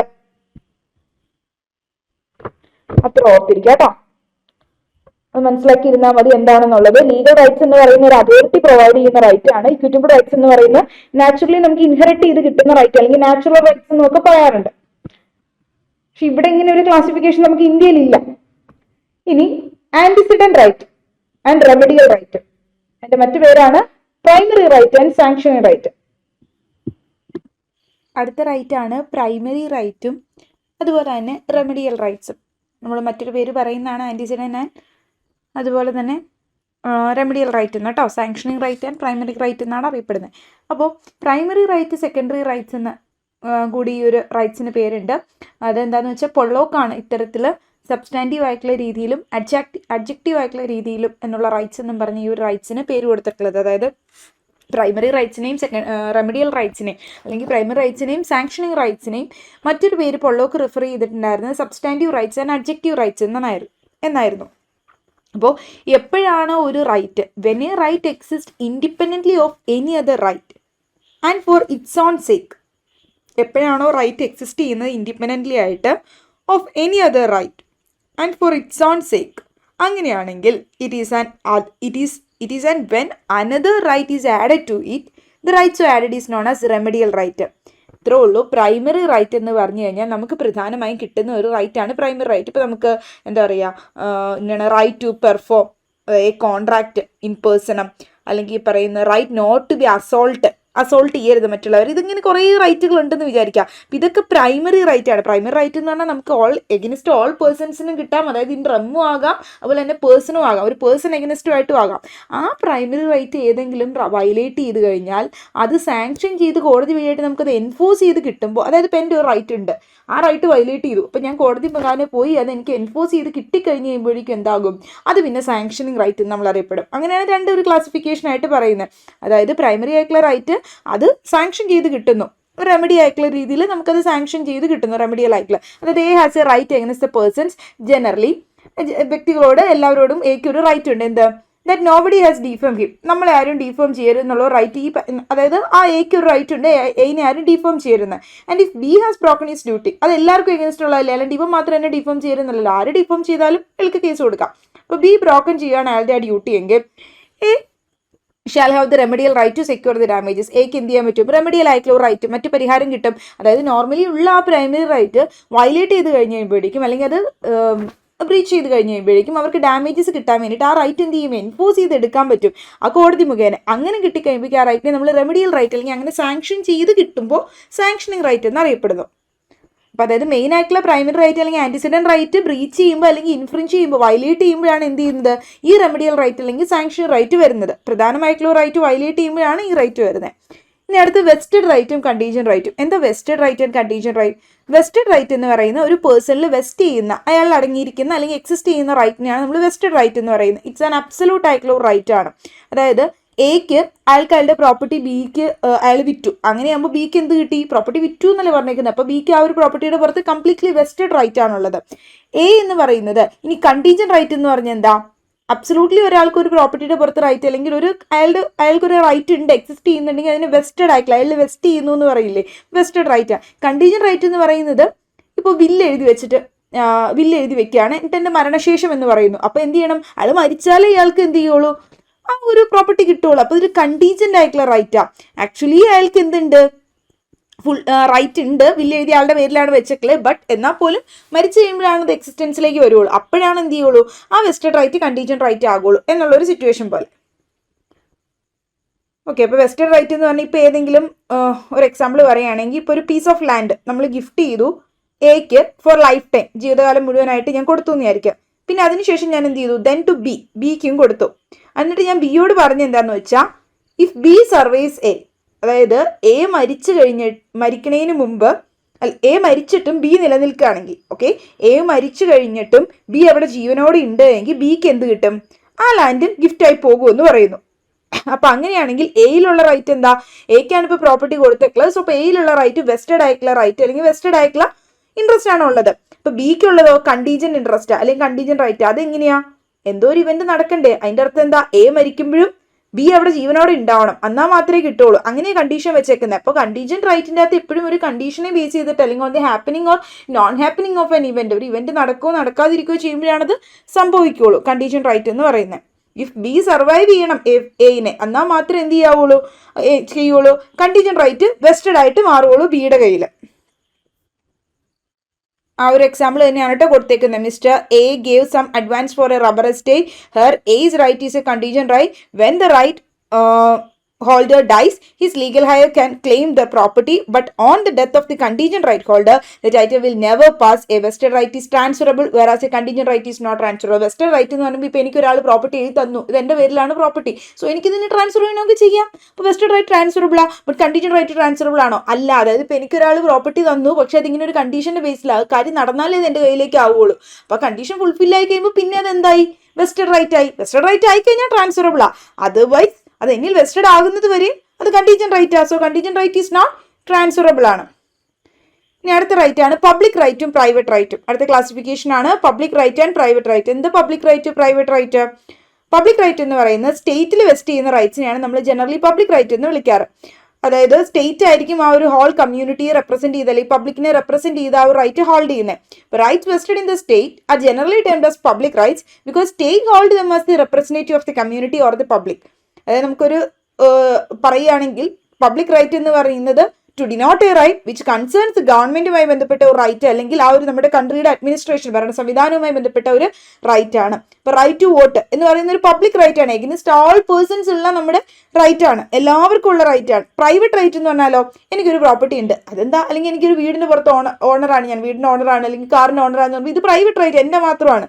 പ്രൈവറ്റ് റൈറ്റ്സ് പറഞ്ഞാൽ റൈറ്റ് ബിലോങ്ങിങ് ടു എൻ ഇൻഡിവിജ്വൽസിനാണ്. A right which is exist for one's own benefit, ഒരാളുടെ ബെനിഫിറ്റിന് വേണ്ടി മാത്രം എക്സിസ്റ്റ് ചെയ്യുന്നതാണ്. Then it would be a private ആയിട്ടുള്ള റൈറ്റ് ആയിരിക്കും. ഈസിയാണ് അതറിയാം. ഇനി അതായത് ഓണർഷിപ്പ് ഓഫ് എ ഹൗസ് എന്നൊക്കെ പറയുന്ന ഒരു പ്രൈവറ്റ് റൈറ്റ് ആണ്. Then ordinary right and fundamental rights. അടുത്ത ഒരു ക്ലാസിഫിക്കേഷൻ കൂടി വെക്കാം, ordinary right and fundamental rights. എന്താ ഓർഡിനറി റൈറ്റ് ഫണ്ടമെന്റൽ റൈറ്റ്സും? നമ്മുടെ കോൺസ്റ്റിറ്റ്യൂഷൻ കൺഫർ ചെയ്ത് കൊടുത്തിട്ടുണ്ട് certain rights upon the individuals which are called fundamental rights. നമ്മുടെ കോൺസ്റ്റിറ്റ്യൂഷൻ പ്രകാരം കൺഫർ ചെയ്ത് തരുന്ന സിറ്റിസൺസിന് തരുന്ന റൈറ്റ്സ് ആണ് ഫണ്ടമെന്റൽ റൈറ്റ്സ്. സിറ്റിസൺസിന് മാത്രമല്ല, ചില ഫണ്ടമെന്റൽ റൈറ്റ്സ് നോൺ സിറ്റിസൺസിനും അവൈലബിൾ ആണ്. നമുക്ക് കോൺസ്റ്റിറ്റ്യൂഷനിലേക്ക് വരുമ്പോൾ അതൊക്കെ ഡിസ്കസ് ചെയ്യാം, ഓൾറെഡി നിങ്ങൾക്ക് അറിയായിരിക്കാം. അപ്പോൾ കോൺസ്റ്റിറ്റ്യൂഷൻ ഓഫ് ഇന്ത്യയിൽ കുറച്ച് റൈറ്റ്സ് സിറ്റിസൺസിനും നോൺ സിറ്റിസൺസിനും തരുന്നുണ്ട്. ജനറലി സിറ്റിസൺസിനാണ് എല്ലാ ഫണ്ടമെന്റൽ റൈറ്റ്സും ഉള്ളത്, പക്ഷേ ചിലത് നോൺ സിറ്റിസൺസിനും ഉണ്ട്. അവർക്ക് അവൈലബിൾ അല്ലാത്തതും ഉണ്ട് കേട്ടോ, നോൺ സിറ്റിസൺസും കിട്ടാത്തത്. അപ്പോൾ അത്തരത്തിലുള്ള റൈറ്റ്സിനെയാണ് നമ്മൾ ഫണ്ടമെന്റൽ റൈറ്റ്സ് വേണ്ടത്. ഇനി for instance every citizen has a right to freedom of speech and expression, അല്ലെങ്കിൽ freedom to move throughout the territory of India, move ചെയ്യാനായിട്ടുള്ള ഫ്രീഡം, ഇതൊക്കെ എന്ന് പറയുന്നത് നമ്മുടെ ഫണ്ടമെന്റൽ റൈറ്റ്സ് ആണ്. ഇനി ഓർഡിനറി ലീഗൽ റൈറ്റ് എന്ന് പറഞ്ഞാലോ, അതായത് അത് ഇമ്പയർ ചെയ്യുന്ന അല്ലെങ്കിൽ അബ്രിജ് ചെയ്യുന്ന ഒരു അബ്രിഗേറ്റ് ബൈ ലെജിസ്ലേറ്റീവ് ആക്ഷൻ വഴിയായിട്ട്, ഏതെങ്കിലും ഒരു നിയമം സ്റ്റാറ്റ്യൂട്ട് വഴിയായിട്ടൊക്കെ കിട്ടുന്നതാണ്. അതല്ലാതെ കോൺസ്റ്റിറ്റ്യൂഷൻ അണ്ടറിൽ പറയുന്നതല്ല. കോൺസ്റ്റിറ്റ്യൂഷന്റെ പാർട്ട് 3 പറയുന്നതാണെങ്കിൽ മാത്രമേ അത് ഫണ്ടമെന്റൽ റൈറ്റ് ആവുള്ളൂ. അപ്പോൾ ഫണ്ടമെന്റൽ റൈറ്റ്സ് എന്ന് പറയുന്നത് എന്ത് ചെയ്യുക, however are immune from the interference by the law made in the exercise of legislative power. അതായത് ലെജിസ്ലേച്ചറിന് അല്ലെങ്കിൽ പാർലമെന്റിന് ഫണ്ടമെന്റൽ റൈറ്റ്സിൽ എന്ത് ചെയ്യാൻ പറ്റില്ല, അതിൽ നിന്നും ഫണ്ടമെന്റൽ റൈറ്റ്സിന് ഒരു ഇമ്മ്യൂണിറ്റി ഉണ്ട്. Laws which are repugnant to the fundamental റൈറ്റ്സുമായിട്ട് വയലേറ്റ് ചെയ്ത് അല്ലെങ്കിൽ ഫണ്ടമെന്റൽ റൈറ്റ്സിനെ ഇൻകൺസിസ്റ്റന്റ് ആയിട്ട് മറ്റൊരു ലോസ് പാർലമെന്റ് കൊണ്ടുവന്നു കഴിഞ്ഞാൽ അതെന്തായിരിക്കും, വോയിഡ് ആയി പോകും. ഫണ്ടമെന്റൽ റൈറ്റ് മാറ്റാൻ പറ്റുമോ? മാറ്റാൻ പറ്റും. കാരണം പണ്ട് നമ്മുടെ റൈറ്റ് ടു പ്രോപ്പർട്ടി ഒക്കെ ഫണ്ടമെന്റൽ റൈറ്റ് ആയിരുന്നു. പിന്നീട് 44th കോൺസ്റ്റിറ്റ്യൂഷണൽ അമെന്റ്മെന്റ് 1978 വഴിയായിട്ട് അതൊക്കെ എടുത്ത് കളഞ്ഞിട്ടുണ്ടായിരുന്നു. പക്ഷേ ഫണ്ടമെന്റൽ റൈറ്റ്സ് അതെന്തുകൊണ്ടാണ് ഫണ്ടമെന്റൽ റൈറ്റ്സ് ചെയ്യാം, കോൺസ്റ്റിറ്റ്യൂഷണൽ അമെന്റ്മെന്റ് അല്ലേ. അപ്പോൾ fundamental rights can only be altered through constitutional amendment വഴിയായിട്ട് മാത്രമേ പറ്റുള്ളൂ. അതല്ലാതെ ഫണ്ടമെന്റൽ റൈറ്റ്സ് നമുക്ക് അമെന്റ് ചെയ്യാനായിട്ട് പറ്റില്ല. സോ അപ്പോൾ ഇതാണ് ഫണ്ടമെന്റൽ റൈറ്റ്സും ഓർഡിനറി ആയിട്ടുള്ള ലീഗൽ റൈറ്റ്സും തമ്മിലുള്ള വ്യത്യാസം. ഇപ്പോൾ ഓർത്താൽ മതി. ഇപ്പോൾ നമ്മുടെ റൈറ്റ് ടു പ്രോപ്പർട്ടി തന്നെയാണെങ്കിൽ ഇപ്പോൾ ഒരു ഓർഡിനറി ലീഗൽ റൈറ്റ് മാത്രമാണ്, ഫണ്ടമെന്റൽ റൈറ്റ് അല്ലാതെ. പാർട്ട് 3 വരുന്നത് മാത്രമാണ് ഫണ്ടമെന്റൽ റൈറ്റ്സിന് അണ്ടറിൽ വരുള്ളൂ. അപ്പം ഇത്രയാണ് നമ്മുടെ ക്ലാസിഫിക്കേഷൻസ് ആയിട്ട് പറയുന്നത്, റൈറ്റിന്റെ ക്ലാസിഫിക്കേഷൻ. അപ്പോൾ റൈറ്റ്, സാൽമണ്ടിന്റെ ഡെഫിനിഷൻ, സാൽമണ്ട് പറയുന്ന എലമെന്റ്സ് എന്തൊക്കെയാണ് റൈറ്റിന്റെ ആൻഡ് റൈറ്റിന്റെ ഈ ഒരു ക്ലാസിഫിക്കേഷൻ നോക്കിയിരിക്കുക. then അടുത്ത ക്ലാസ്സിൽ നമുക്ക് ഡ്യൂട്ടി എടുക്കാം. ഡ്യൂട്ടിയും അതോടൊപ്പം തന്നെ റൈറ്റും ഡ്യൂട്ടിയും തമ്മിലുള്ള കോറിലേഷനും എടുക്കാം. Okay, thank you.